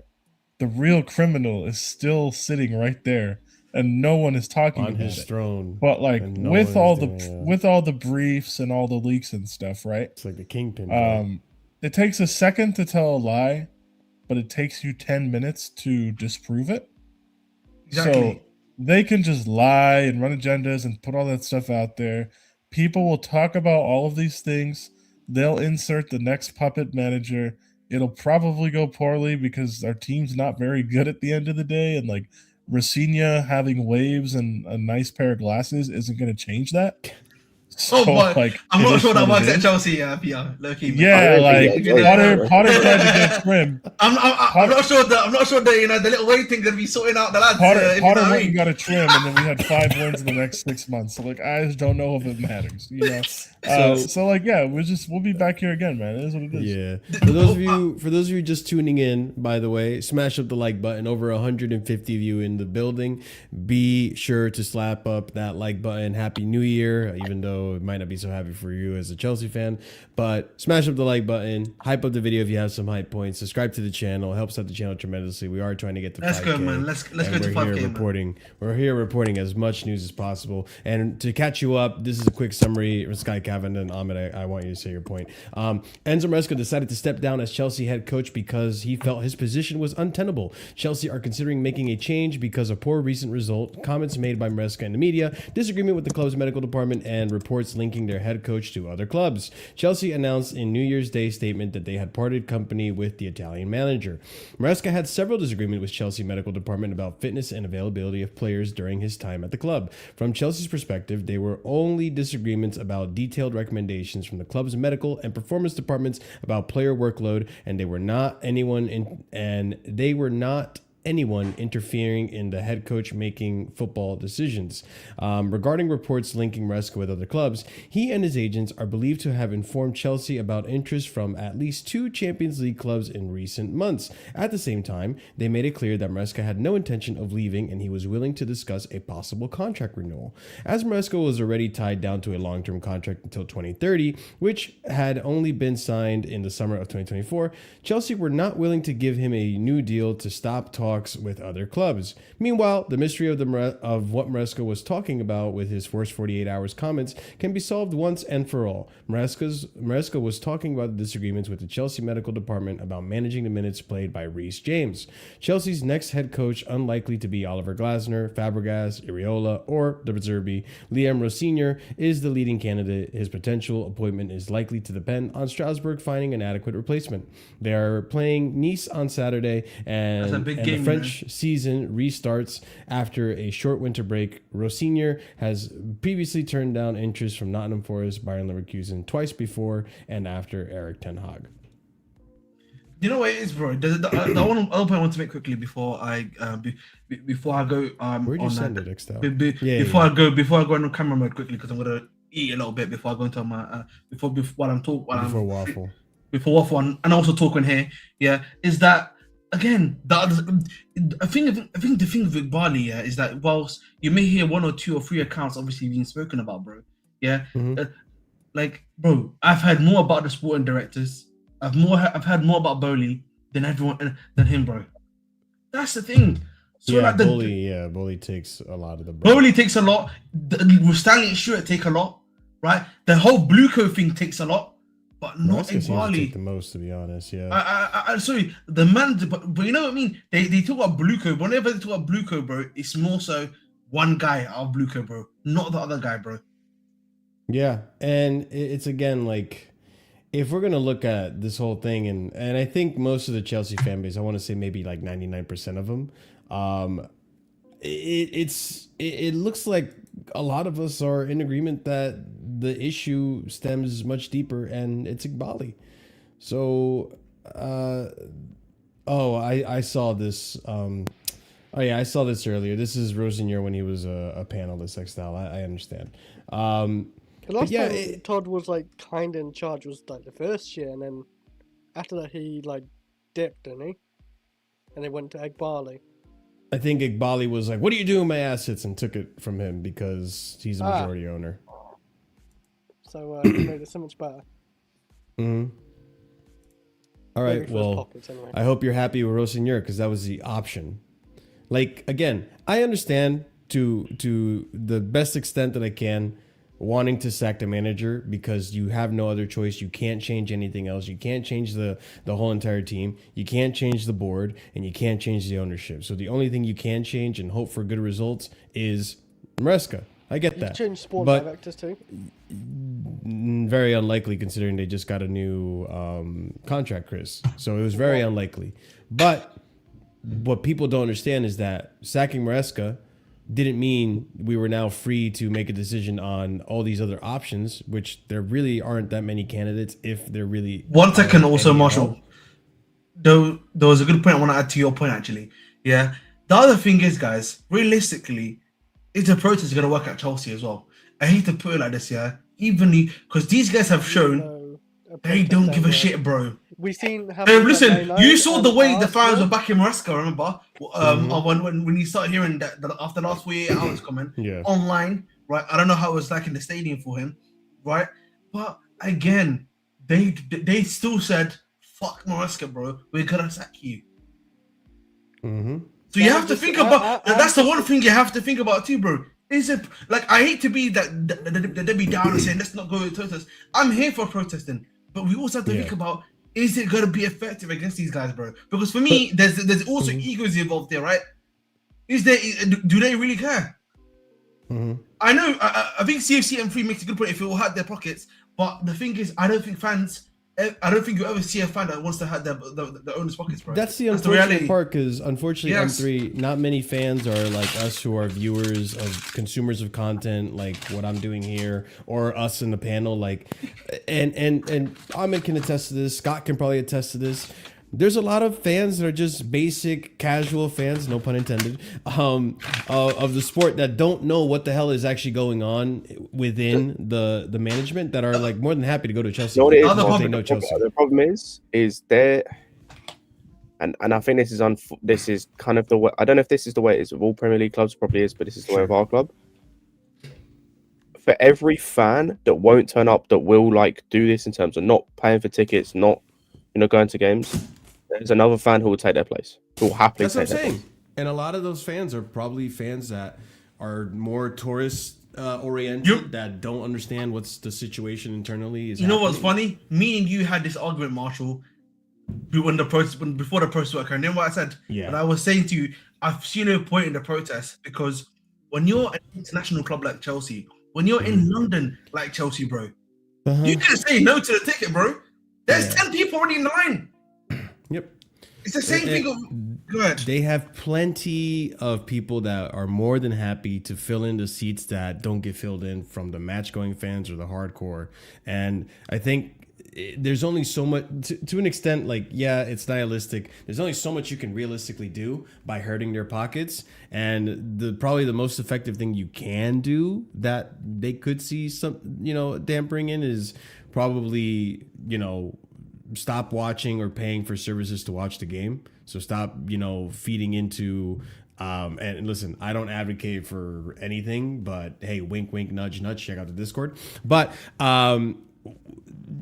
maybe not feeding into the funds that fill their pockets, and maybe not buying kits, which I know is very difficult to do, considering sometimes you just really want to wear your team's kit. But if you have one, just keep that and don't buy any more future kits. That means you, Chris. But there's only so much you could do. And it's one of those that I'm at a point now where I just hope, Egbhali, you make your money soon. You sell your shares to Bowley or Mark Walters or whatever, have them run the club. Because, listen, I understand Bowley isn't perfect either. Bowley was responsible for the first window. But if you give Bowley this structure, and I'm sure Bowley is smart enough to see, okay, I see where these things work. I see where this didn't work. I'm willing to hire someone to make me understand this or run this for me. I think he would run it smarter, not necessarily, better, but at least smarter than how it's being ran right now. Because most of us will agree, in most windows, we were one or two signings away from like feeling that we were in a really pretty serious, having a pretty serious team that could compete. And we would never get those signings. We would get 10. Right now, Chris, remember last season after Pochettino, we were saying like, if you can get us a proper striker to back up Jackson, we might need still proper striker. We were worried about the center back situation at the time as well. It was the same things, really. But with Todd, he would go for the experience and bigger names as well. He wouldn't go for like the youngsters, and like that's where both of them could have worked well together, but they just, I guess, didn't. Can I also be honest here? I think two things I want to say. One, can you bring up CFC M3's comment? Like, obviously, you have to try for you if you want change. That's true, but you also need to look at the previous protests that have occurred in the UK via business clubs and how much have those been affected, bro. Does that make sense? Yeah. Are we learning from that, bro? I don't think we're learning from that, bro. Yeah, no. And secondly, right, Bowley brought these wolves into the club 100%. That's something that I think a lot of people don't think about. Bowley chose the wrong agency, the wrong investors, with, right? Because I've said this before. This is my current theory of what happened with Bowley and Egbhali. By the way, they said to you, "You are the chairman. We're gonna give you the reins and the power." They gave him the first 6 months. You saw how all of that went. Yeah. Since that January onwards, bro, they were like, "Fuck you, mate. We've got the majority sharehold. We're gonna control the club from here on out." Exactly. That's exactly what I think went down. Right. That's legit what happened. And they were like, "Nope." They lost trust. We're doing it, bro, ourselves. And listen, it's fine. You can call me a goofball and everything like that, and I don't mind you calling me that, bro. But I'm just letting you know, bro. The situation when it comes to sports and protesting, bro, is very different, bro. Especially when you're at a top club, bro. Even at big clubs, bro, it's very hard. It's very hard for you to properly protest and make it effective, bro. Yo, if next season Maresca goes to City, that City picture is gonna hit like crack. Because the moment he comes up to the bridge and slaps us up, Erling Haaland hat trick on Robert Sanchez's head top. You know what? Listen, I'm not wishing that. I'm not wishing that on myself. Penders. I'm not wishing that on myself. It'll be Mike Penders at left center. You're vile, Blue Boy Ultra. You are vile for that, bro. I'm not wishing that on myself, man. Bro, it'll be Mike Penders at left center back when Erling Haaland dunks a hat trick on us, bro. Because y'all don't understand. Like, you sent Maresca out, not understanding that you didn't have an option. You're getting Liam Rosenior. And you know what? Let me actually get into that because we didn't talk enough about. What would you guys take anyway? Is there any managers like Glasner? Glasner, I would take. I wouldn't mind Glasner. And that's realistic ones, right? Like, Glasner, I wouldn't mind. I actually don't even mind Rosenior. It's just I don't think he's ready for this level right now, especially the toxicity that's happening right now. There's no way. Marshall, you can hate me. You can hate me for saying this, but if Egbhali was available right now, wallahi, I would have brought Egbhali into this team, and he would have accepted the conditions. Sure, because at least that's a reputable name. It's an elite level. Football. Like, say what you want about the football, but he has won trophies. You know, he has a way to show, like, he's proven in the past that he could get across the line. I mean, even Unai Emery, I would take Unai Emery. Like, I would take many managers, but realistic ones, Fabregas, I would give a shout, even though he's not at the top of my list. Glasner is probably at the top of my list. I don't know who else is out there that's realistic, to be quite frank. Yeah, I can't think of another one that I'm thinking like. I'm curious as well. That when we announce it, is it gonna be like after City? Yeah, I mean, fuck it. Do I even want to try McKenna? You know what the thing is? The problem with right now, I've got a theory right now that I've run in as well. The reason why it's taking so long for what's his name? If the thing with Rosenior right now is that it might take them a little bit of time, or they might not be able to get him out if they're unable to find a Strasbourg manager for him. You have to think about that, by the way, Marshall, too, right? What? I think they have, by the way. Like I'm seeing more and more reports about Eric Ramsey. Minnesota and guy. Even the Minnesota guy. Yeah, the Minnesota guy. I've seen more and more reports about that. I think I saw a Minnesota United Twitter account tweet about it as well. So that seems to be like their top target to replace Rosenior. So like I think that's who, and also they're currently in their off season. Like, I can't remember when the MLS season starts. Quick question, EPL Turf, man. Talk to me, bro. How are you feeling about right now, man? I haven't spoken to EPL Turf in a week. Talk to me, EPL Turf. Thoughts on Maresca second. I know you're backing him heavily. I don't think the Sunderland coach would be good enough for Chelsea, but Marco Silva would be a second shout if I don't get going. Well, if you get Marco Silva, makes absolutely no sense. I'm ending it. If you get Marco Silva. I can't lie to you, bro. I'm ending it if you get Marco Silva. Why would you build the team you have? Not build the team you have, because I know some people would argue we're better with a counter-attacking team. Sucks, bro. But why would you build why would you build everything the way you have and all of this PR about we want it to be this way of playing, we want the same style of play, to then go and get Silva in? What would be the point? To look into the managerial decision a little more, the official terminology is that Enzo Maresca and Chelsea have parted company. That, it appears, is deliberate. Maresca was not sacked, and it is said he has waived some compensation, according to Times Sports here. But on Liam, while Liam Rosenior is clearly being developed as a potential Chelsea manager one day, any immediate switch could be very delicate. This is as of last night from The Telegraph. Fabrizio Romano reporting, people at Blue Car are very, very impressed and happy with a very good job Liam Rosenior Rosenior is doing at Strasbourg. And so from what I have heard in the internal conversation at Chelsea, the name Rosenior in the recent days has been around. Keep an eye on Rosenior because for sure, 100%, what I can tell you here is that he is a contender to become the new Chelsea manager.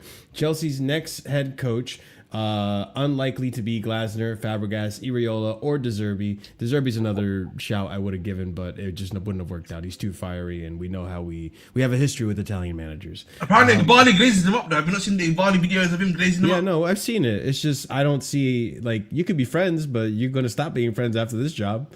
Wait, glazing who, sorry? Him and Egbhali are buddy, Chris. De Zerbi and Egbhali. Oh, really? They were dapping it up in the back after the what game? What man? He coaches Lyon, right? It's Marseille versus Strasbourg. Marseille yeah. versus Strasbourg. Yeah, he was like, "Yo, what's good?" And I don't think it's actually gonna happen. What are you about to say, Marshall? No, I wasn't gonna say anything. I'm trying to troll. Sorry, little troll. No, yeah. Liam Rosenior is the leading candidate. His potential appointment is likely to depend on Strasbourg finding an adequate replacement. Rosenior has previously turned down interest in Nottingham Forest and Leverkusen. Rosenior is the leading contender to replace Maresca as Chelsea head coach. Rosenior is known well by Chelsea's hierarchy and has a previous working relationship with both club's co-sporting directors, Lawrence Stewart and Paul Winstanley. Understand, this is PYS Max with some internal insight here. Understand Chelsea in talks with Rosenior over contractual terms and tactics, team shaping ideas. This is hilarious, guys. Get ready for this. Rosenior has asked if there's money to spend in January. Blueco believe he is outstanding manager and operator, someone the player will love but also learn to respect. He don't know. He doesn't know. He doesn't know. We don't do transfers in January. Gittins, Delap, like Rosenior, just coach. Go coach, yeah. Yeah, go coach. Go coach, bro. No Colwell. Teach these man how to play 4-4-3, bro. Come on. So stupid, bro. Kieran Gill says, sources say Liam Rosenior was leading the race as of Thursday night for the Chelsea job. They have a small shortlist, includes Ariola. Maresca's replacement is expected to be in place in the near future and could even oversee Wednesday's game at Fulham. Rosenior remains the leading candidate in the shortlist. He is highly rated by the Chelsea hierarchy. RC Strasbourg assessing replacement if CFC proceed. And then lastly here, main candidate Glasner and Cesc are not available, and Chelsea won't go for any big names like Klopp or Zidane. So yeah, it's not going to happen with these other managers. Again, Scott, maybe you can clarify your position on Rosenior, because I know you're not necessarily against it, but you are. My position on Rosenior is I like him as a manager in a vacuum, right? I think he's got really good man management skills. He is tactically flexible, which I like. I think the issue is he is not the right manager for Chelsea right now, as things stand. Exactly. Like, I agree. We do not need another manager like this. I'll put it to you this way, Marshall, as well. Like, with Maresca, and people can disagree or agree, I don't really care. I had the opinion that we could at least, even though I didn't care about it, win the win the Carabao Cup. Sure. There was a chance I would back us with Maresca to get past Arsenal. Currently speaking, unless he turns out to be an incredible tactical genius, I think there's a almost 0% chance of that happening with Rosenior. That's where, and so because of that, I also am currently not feeling great about our top 4 chances. So yeah, that's ultimately at the moment, I just don't think he's the right man for Chelsea. I think he is a good manager and he probably deserves a top job at some point. Today is not that day. Oh, I see. How long has he been at Strasbourg for? 18 months currently. Yeah. 18 months. Well, this is his second season. I know, because like right now he's 7th, right? Yep, 7th, 9 points off of Champions League. 9 points. First in Conference League, which is great for Strasbourg. Good for him. I just don't know where he would take Chelsea, like, if he joined us, I guess, next week or whatever. Here's what I think get is... top 5? I agree with Scott. Here's what I think is going to happen if Rosenior were to come to the club, which is looking very likely it's going to happen. Consider this a write-off season. Sorry, Chelsea fans. Consider it a write-off season. Yeah, but that shouldn't be the case. It shouldn't be the case. We've done now. Well, like, let me explain why I think it's going to be a now. write-off season while you keep doing your thing. Oh no, I'm finished now. I'm just waiting for you. Oh wow, that was quick. The reason I think it's going to be a write-off season is because if you look at how Liam, and again, that's why I told my chat multiple times, like, hey, keep an eye on Strasbourg.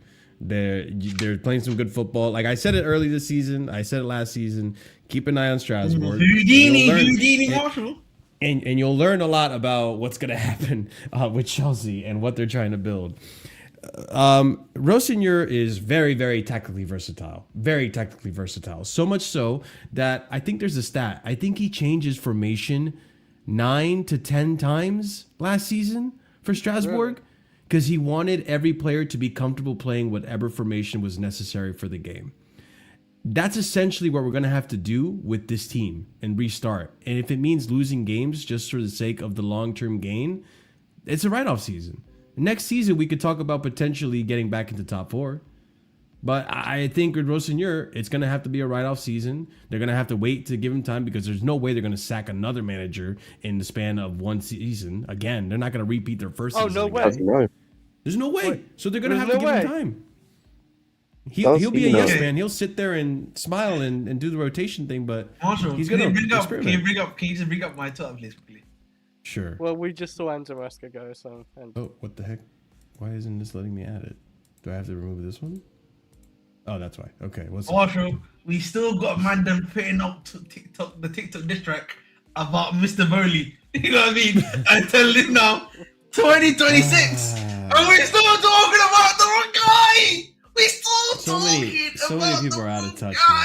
Give it up! Well, I'm tired, like that, I don't get it. It's Egbhali that's sneaky something, or we just. Egbhali genuinely, nah, man. Egbhali genuinely, bro. He's like, you know, like I don't know how he's. How does he keep doing it? I don't know how he avoided it. Did he pay him outside stadium? Maybe. Bro, like just must be. How does he keep doing it? Wallahi, bro. I don't understand how. Remove that one for the time being, Marshall. I don't understand how Todd Bowley. I think for me, like quickly on Rosenior, yeah, Rosenior. I think honestly, the formation that he plays could genuinely be good for the team, low key, right? I don't necessarily think. Listen, I think with the way the league is right now, boys. Yeah, with the way the league is right now, Marshall. Look at this today. Liverpool decided to draw with Leeds. United decided to draw with Wolves.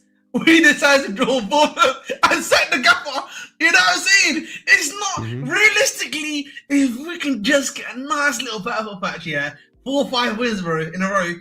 I feel like you should call top 4. I can't lie to you. And the thing is, you need to realize, I know Aston Villa's playing really well right now, yeah. But if that February period onwards, Europa League, last 16, quarterfinals, semi-finals on a Thursday, Sunday week rate, bro. You saw it with us, bro. That was grinding on us, bro. And we were switching teams, by the way. Yeah, pretty much. So I do think, bro, there is a way to make stuff happen in terms of just getting top 4 minimum, bro.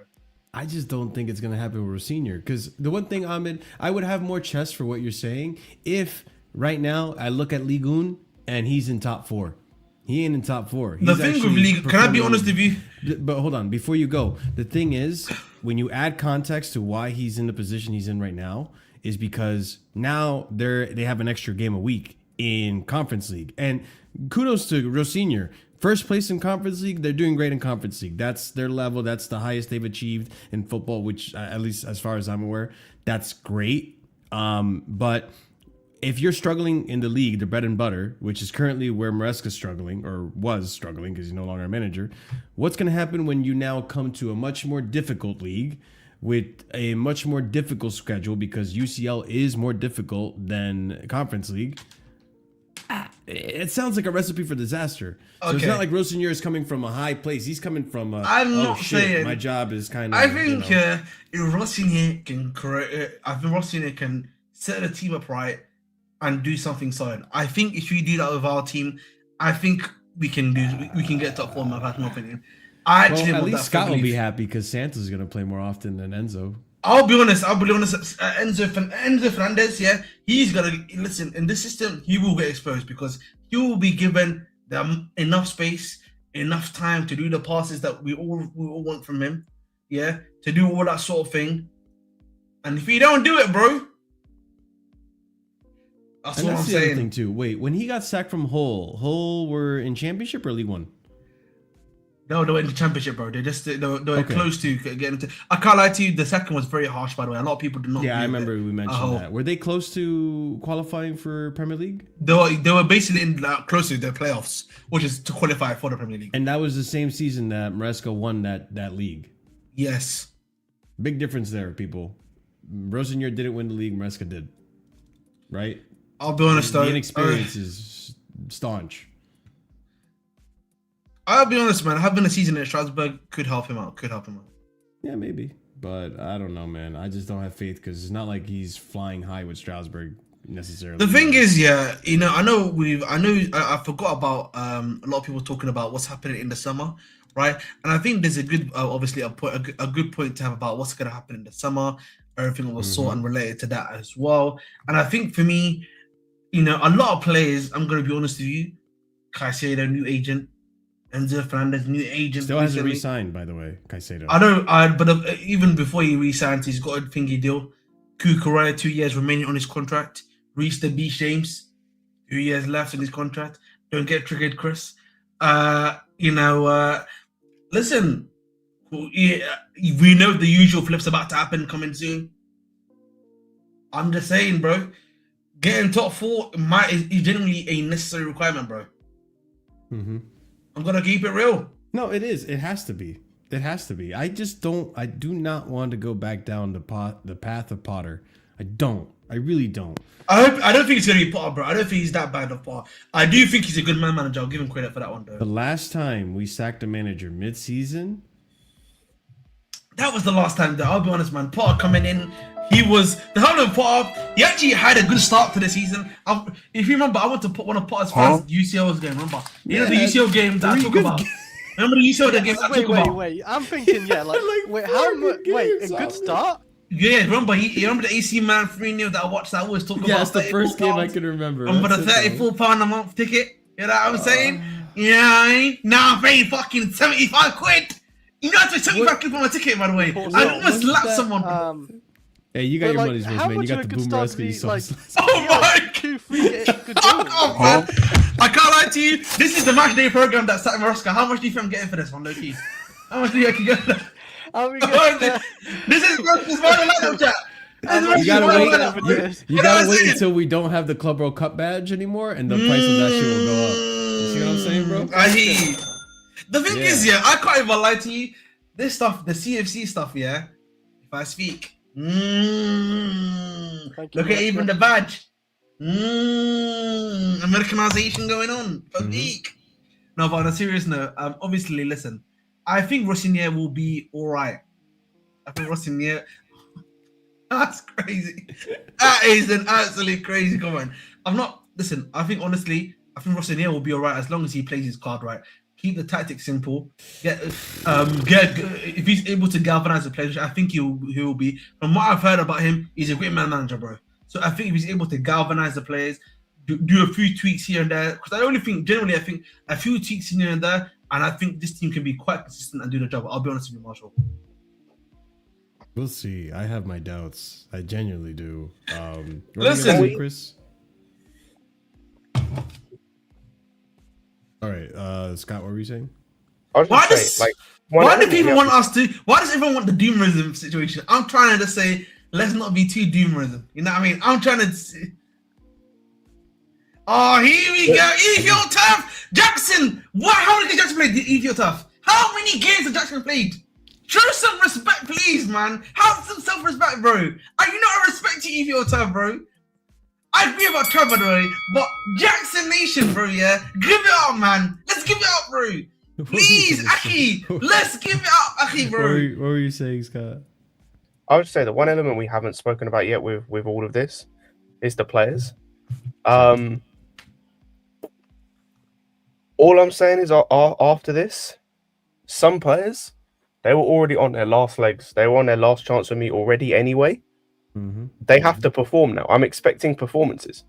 Like, especially after certain people in this panel, by the way, told me that some of these players were performing bad because of the manager.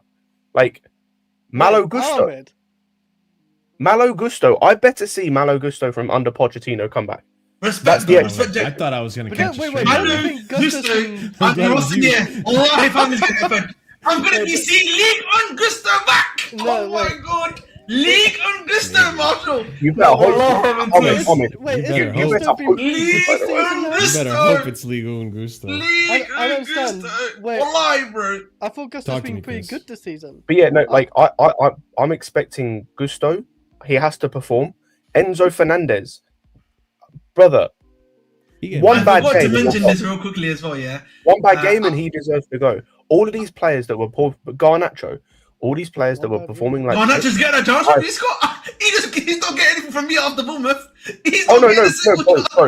Bro, I'd sell him tomorrow if I had the opportunity. I'm saying the people that said that they were playing badly because the system didn't suit them, like even Palmer, right? I need Palmer to perform because if he's not, like, we can't have this conversation. Oh, Maresca's ruining Palmer. Maresca's now gone. If Palmer then doesn't perform after Maresca's gone, now who's to blame? Now what's the problem?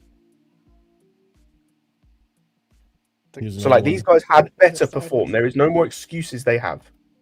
Sky Cava saying the information I have been told is that Chelsea will appoint a new head coach in a matter of days. Everyone is expecting it to be Rosenior. Are you worried he doesn't have the experience for the job? I was told. Look at Enzo Maresca. How much experience did he have managing in the Premier League? I mean, he was coached under Pep though, and then he went to Parma. And then he came to Leicester. I think I got that timeline right. Yep. And well, we went back to City for the academy. Yeah. So there's experience there. And not only that, but he actually went on to win the championship that season. So it's just like, again, I'm not trying to, beat down Maresca here. Pause. But like, it's just... not Maresca, I mean Rosenior, but like, I don't know. I have my doubts, and it's mostly because of the ownership, not necessarily the exact, manager or coach in this instance.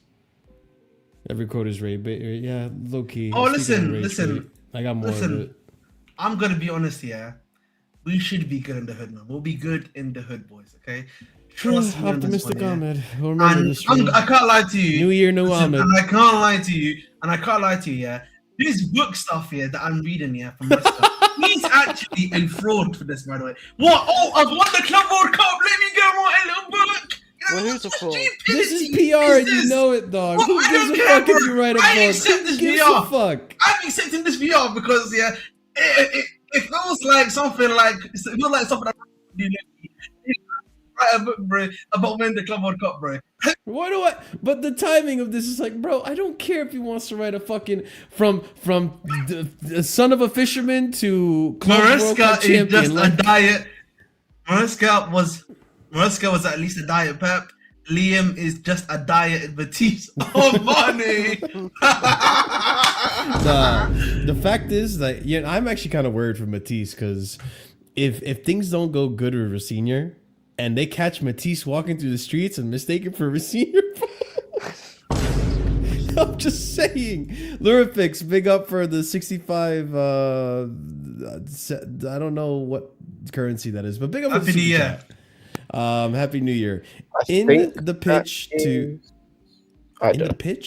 Semenyo, he apparently was offered a rotational role alongside Garnacho, according to someone close to the camp. Amateurs, you have to compete for your spot with Garnacho. Fuck off, dude. But yeah, inside details, Maresca sought to raise his own profile following success. He planned to publish a book, which was blocked by the club, and then spoke at Il Festival dello Sport in Torino, an event organized by newspaper Gazzetta dello Sport without Chelsea's permission. Whoop-de-fucking-do. What I haven't even heard about what he said at Gazzetta dello Sport. Enzo Maresca he didn't. I think he tried to and didn't. Oh, okay, gotcha. I think Enzo Maresca also said here. No, I'm sorry. Nizar Giselle also reporting here that Enzo Maresca also publicly criticized Chelsea for failing to sign a central defender after Levi Colwill's injury. The hierarchy explained that doing so could prompt promising academy prospect Acheampong to request a transfer, which ultimately led to Maresca back down. I mean, I did make this argument in the summer. I'm listening to you both. I don't know. Like, nah, because at I mean, that point, just sell I think Tosin. it's a stupid argument to No, make. but you don't even have to sell Tosin. You just The sell. thing is, yeah, Tosin. My bad. I've meant Acheampong. My bad. The thing is, Chris, yeah, I would just No, say, I listen, agree. I feel like, yeah, Just you don't can play take this two Tosin. Play ways. Acheampong. Give him his You can take minutes. two ways, yeah. Exactly. Either he don't rate Acheampong enough to be like, yeah, I trust this guy to play a bit more games for me and to develop here and still be good enough to do it. Or B, he's like, I rate Acheampong, but I need another guy as well. I need two. Yeah. No, and I get it. And like, listen, it's not like I think Acheampong is a good player. It's not like he's been absolved of his own little issues here and there, but that's expected. He's a development player. So if you're asking me, I just lost my senior center back, the one that is the crux of like everything I do. You're asking me to just deal with it, and here's Acheampong. Like, I like Acheampong, but he's not Levi Colwell. He's not the level. He's not the senior center back replacement. And Tosin is definitely not good enough, which we learned. And you know what? The thing is, Maresca probably knew that as well from seeing him in training constantly. So like, oh man, this is just all messy. Patty, this one makes me crack up, and I hope it's true. According to Kieran Gill, apparently Patty says here that one Friday in August, Maresca pulled up in a car with his son at Cavum. We jokingly asked him if this was his newest signing. He looked the part after all, young and already wearing the club tracksuit. He said yes and replied, "It's my new center back." You know what? Just for that one.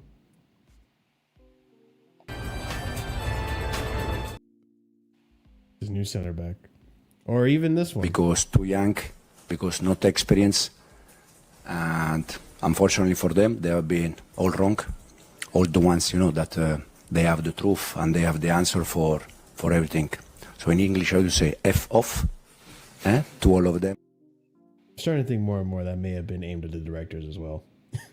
The thing is, yeah, can I be honest, yeah? Yeah. I want to just talk about one thing, by the way, and EPO Turf's comment, please. Right here.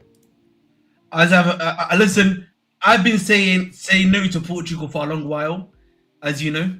I've been saying say no to that. I've been saying that for long, and I'm saying from now on, say no to Jorge Mendes as well. Say no to Jorge Mendes. I agree. Yeah, I get it. And I'm now on that train. Like, I think this burns the bridge. I'm not gonna lie. We said this on Armour's stream maybe or on Lewis's stream. I can't. Bro, I've been on 3 streams today. My head's gone. I've been on streams for a good 12 hours today. It's not Levi Colwell's level, Omar. What's it called? I think if this is the straw that breaks the camel's back in terms of with Jorge Mendes, that will be a positive that comes out of this. The sooner that man is gone in terms of his dealings with this club, the better. I agree. One final thing to bring up here. Enzo Maresca accepted a cold, aggressive tone towards Chelsea's so-called bomb squad. Initially, it proved useful, leaving unwanted players in no doubt they had to leave. But when players such as Sterling and Disasi failed to secure transfer, the approach became counterproductive, as the Blues have legal obligation to look after the interests of all players on their books. Again, I don't think Maresca is... Not Maresca, man. But the bold fraud. I think this is a board decision, and they're blaming it on Maresca, because there's no way in hell you're gonna sit here and tell me you were sitting there okay with Maresca. He got set because he was bold. What? Ahmed's doing is he's reached a rage bait territory. That's what we've got to. Yeah, but I'm sure you guys agree with me on that. Like, I'm pretty sure this is a board decision that now they're putting on Maresca. There's no way Maresca comes in, new manager, says, "Oh, your most biggest wages on the book. Yeah, we're gonna ice him out." There's no way that stood well with what's his face. So yeah, I don't know, man. But when you finish the 2-minute this timer, man, Oh, go on. This man. But yeah, no, go ahead, Ahmed. I'm gonna wrap it up anyways. So, but yeah, it's cooked. Let me just ask one last thing before we wrap this up, because we are gonna go on a waffle. We're gonna talk about more of this stuff. We're gonna talk about the results as well in this fixture of Premier League matches. But in terms of this whole, where was I gonna go with my question? I actually dead ass forgot my question. Damn, I'll play that myself. Never mind. Maybe it wasn't that important of a question. Oh well. But yeah, I think this is bullshit. I think this whole bomb squad thing was all from the owners, and now they're blaming it on Maresca. So it is what it is. We're cooked, guys. It's done. I'm now like, listen, now that I have outstanding evidence and a good sample size to look at all the bullshit happening with Chelsea and the ownership, I can now easily say I'm Egbhali out. Get Egbhali out of the club, Bluco out. It's done. I'm over it. It's too much of the circus and now. any means necessary as well. Hey, if anyone has to come up with some like bullshit scandal, I'm here for it. The thing is, listen, I'll take relegation to get rid of these owners. Anything. Yeah. The thing is, boys, hear me out here. It's hard to say that for myself personally, that, relegation out. Well, you're a local, so yeah. It's hard for me to say that. It's hard for me to say that personally, because it's like, to say what? I love the club. I'm not sure relegation is gonna get these guys out either. That's the thing. Might not. Relegation? The hell is gonna happen, man? Like, half a player's gonna be shot. Like, it's just, what's it gonna take to get these guys out of the club? And to be sold, but like that's in 7 years or something. I don't know. And that's the thing. Like, at this point, you know what? Make your profit. Egbhali, get the fuck out. That's the only thing I can hope for. Make your profit. Egbhali. What I'm worried about is sell your shares and get out. They see the profits and go, you know what? We just keep with Chelsea. Exactly. The thing is, man, Egbhali is doing. Egbhali, by the way, has done a great job. Yeah. Even now, he's hiding his presence. You know what I mean? Yeah. He's got transformation jutsu. He's doing the hidden clone jutsu. He's doing everything, to still remain hidden, bro. It don't matter how many Casually FC videos we get about Egbhali, the monster. Bridge Nation, Egbhali, the one behind it all. You know what I mean? Whatever you name it, bro. It's gonna always be Bowley. Talk sport. They don't talk about Egbhali. Who do they talk about, Marshall? Bowley. Thank you. Who's Sky Sports gonna talk about? Bowley or Maresca. Yeah. Everyone, that's it. They're never gonna talk about the man with the thing. The championship, I think, ends this year, I think, right? For Bowley, if I'm not mistaken, or the year after. Yeah? It's gonna go to some rando, it's gonna go to Hansburg, Weiss, or something, or the Goldstein fellow. Wait, Bowley's gonna be gone?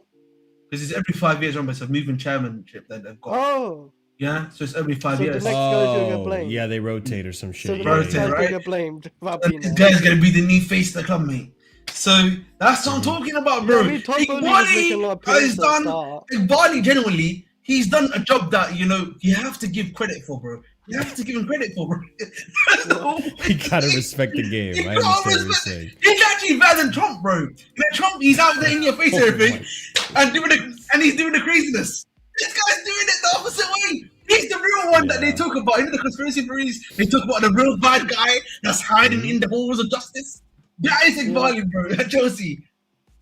I ain't gonna even lie though. Like I am aligning so much more with Scott in 2022, 2023, where I just want to see it burn. Yeah. You guys want Maresca out? Scott's I want to see it burn now.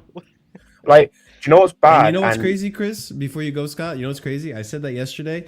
Whatever. I'll go through Potter again if I have to. Well, shit. We sacked the manager. We're mid-season. We might actually go through Potter again.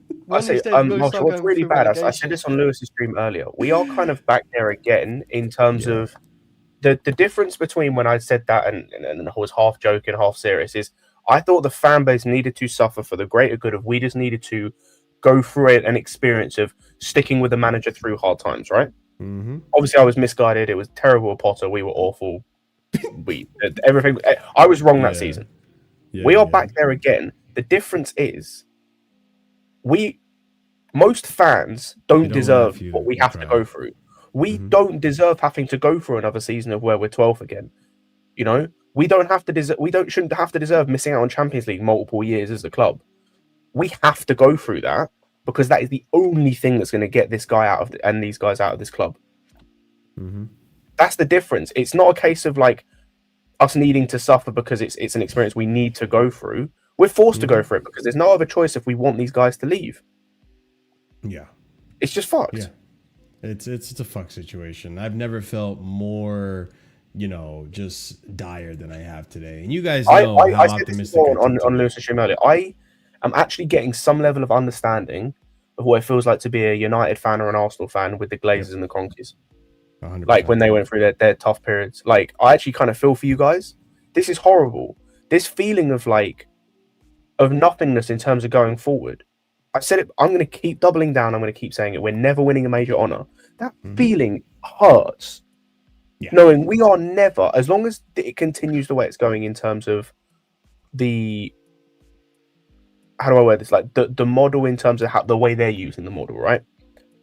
Knowing that we are never going to win a league title or win the Champions League, it just hurts. Like it really hurts. And I'm never going to see my team, for as long as these guys are here, reach that level again. Yeah, it's genuinely like it's soul destroying as a football fan, as a fan of this club. We're going back to the pits of hells, boys. Might as well change the lights while I'm at it. So there's that. But all right, we're gonna wrap it up. I'm sure there's gonna be an announcement soon on the next manager. So be on the lookout for that, guys. We'll be streaming. I'm gonna do tomorrow. Let me see. Today's the 1st. We'll just get Ten Hag. I think I think Saturday I'll be streaming again a preview for the City game. We'll probably know who the manager is by then, and I'm sure we'll be happy. Oh, gosh. Anyways, you have the raid message, guys. It's right here. Copy and paste it. We're going to be raiding over to Staffy TV. I'm going on American Waffle, and I'm going to have to regurgitate all this and hear the perspective from rival fans. So, yeah, get to see me over there, and Ahmed, he's over there. RSM is also waiting over there. So, yeah, go show some support, show some love, subscribe, like, hype up the video here and over there. But, yeah, copy and paste the raid message. Let them know where you're coming from. If you are a member, if you're a proper casual and higher tier member, we give shout outs at the end of every show, and I do appreciate you guys who have become those members, and that's going to go out to TA 1931, the Danzo, Mo Beta Blues, Platformer Guys, Gabriel A, JC, Lanre Sadiq, A Soliman, EE, and Adrian. Big up to you guys for your support at that level. Happy New Year, guys. I understand it's not the best start to the new year, but at the same time, hey, life isn't all about Chelsea, right? Right? So I told people, find a new hobby in the new year, bro. It's going to be dark if you're a Chelsea fan. Go and find a new hobby. Loan. Don't rely on Chelsea. Go on loan. I might go on loan to AC Milan this go season. and watch different, like another league or something, a different team. Go to the gym if you don't already. Like, go and do something else with your life. Milano. Find a new hobby. You know what I'm saying? Because Chelsea is going to look dark for the foreseeable future. Yes. I might even find my own basketball team for tour. I ain't gonna lie. Join the UFC. Yeah, UFC's fire. UFC's always good too. You always watch UFC anyway, so. Buckle in. That's all I gotta tell you if you're a Chelsea fan, because we're in for another roller coaster. It's always safe to have season. a second sport in your hobby area. Chris's second favorite sport is F1. You know, and if we ever do get relegated, this channel will turn into Casually F1, hosted by Chris. No. Oh, I didn't even watch it last season, really. So, but big up everyone. We're gonna raid out to Staffy TV. We'll be back again Saturday. Appreciate y'all. Have a wonderful night, and as always, stay casual. Peace.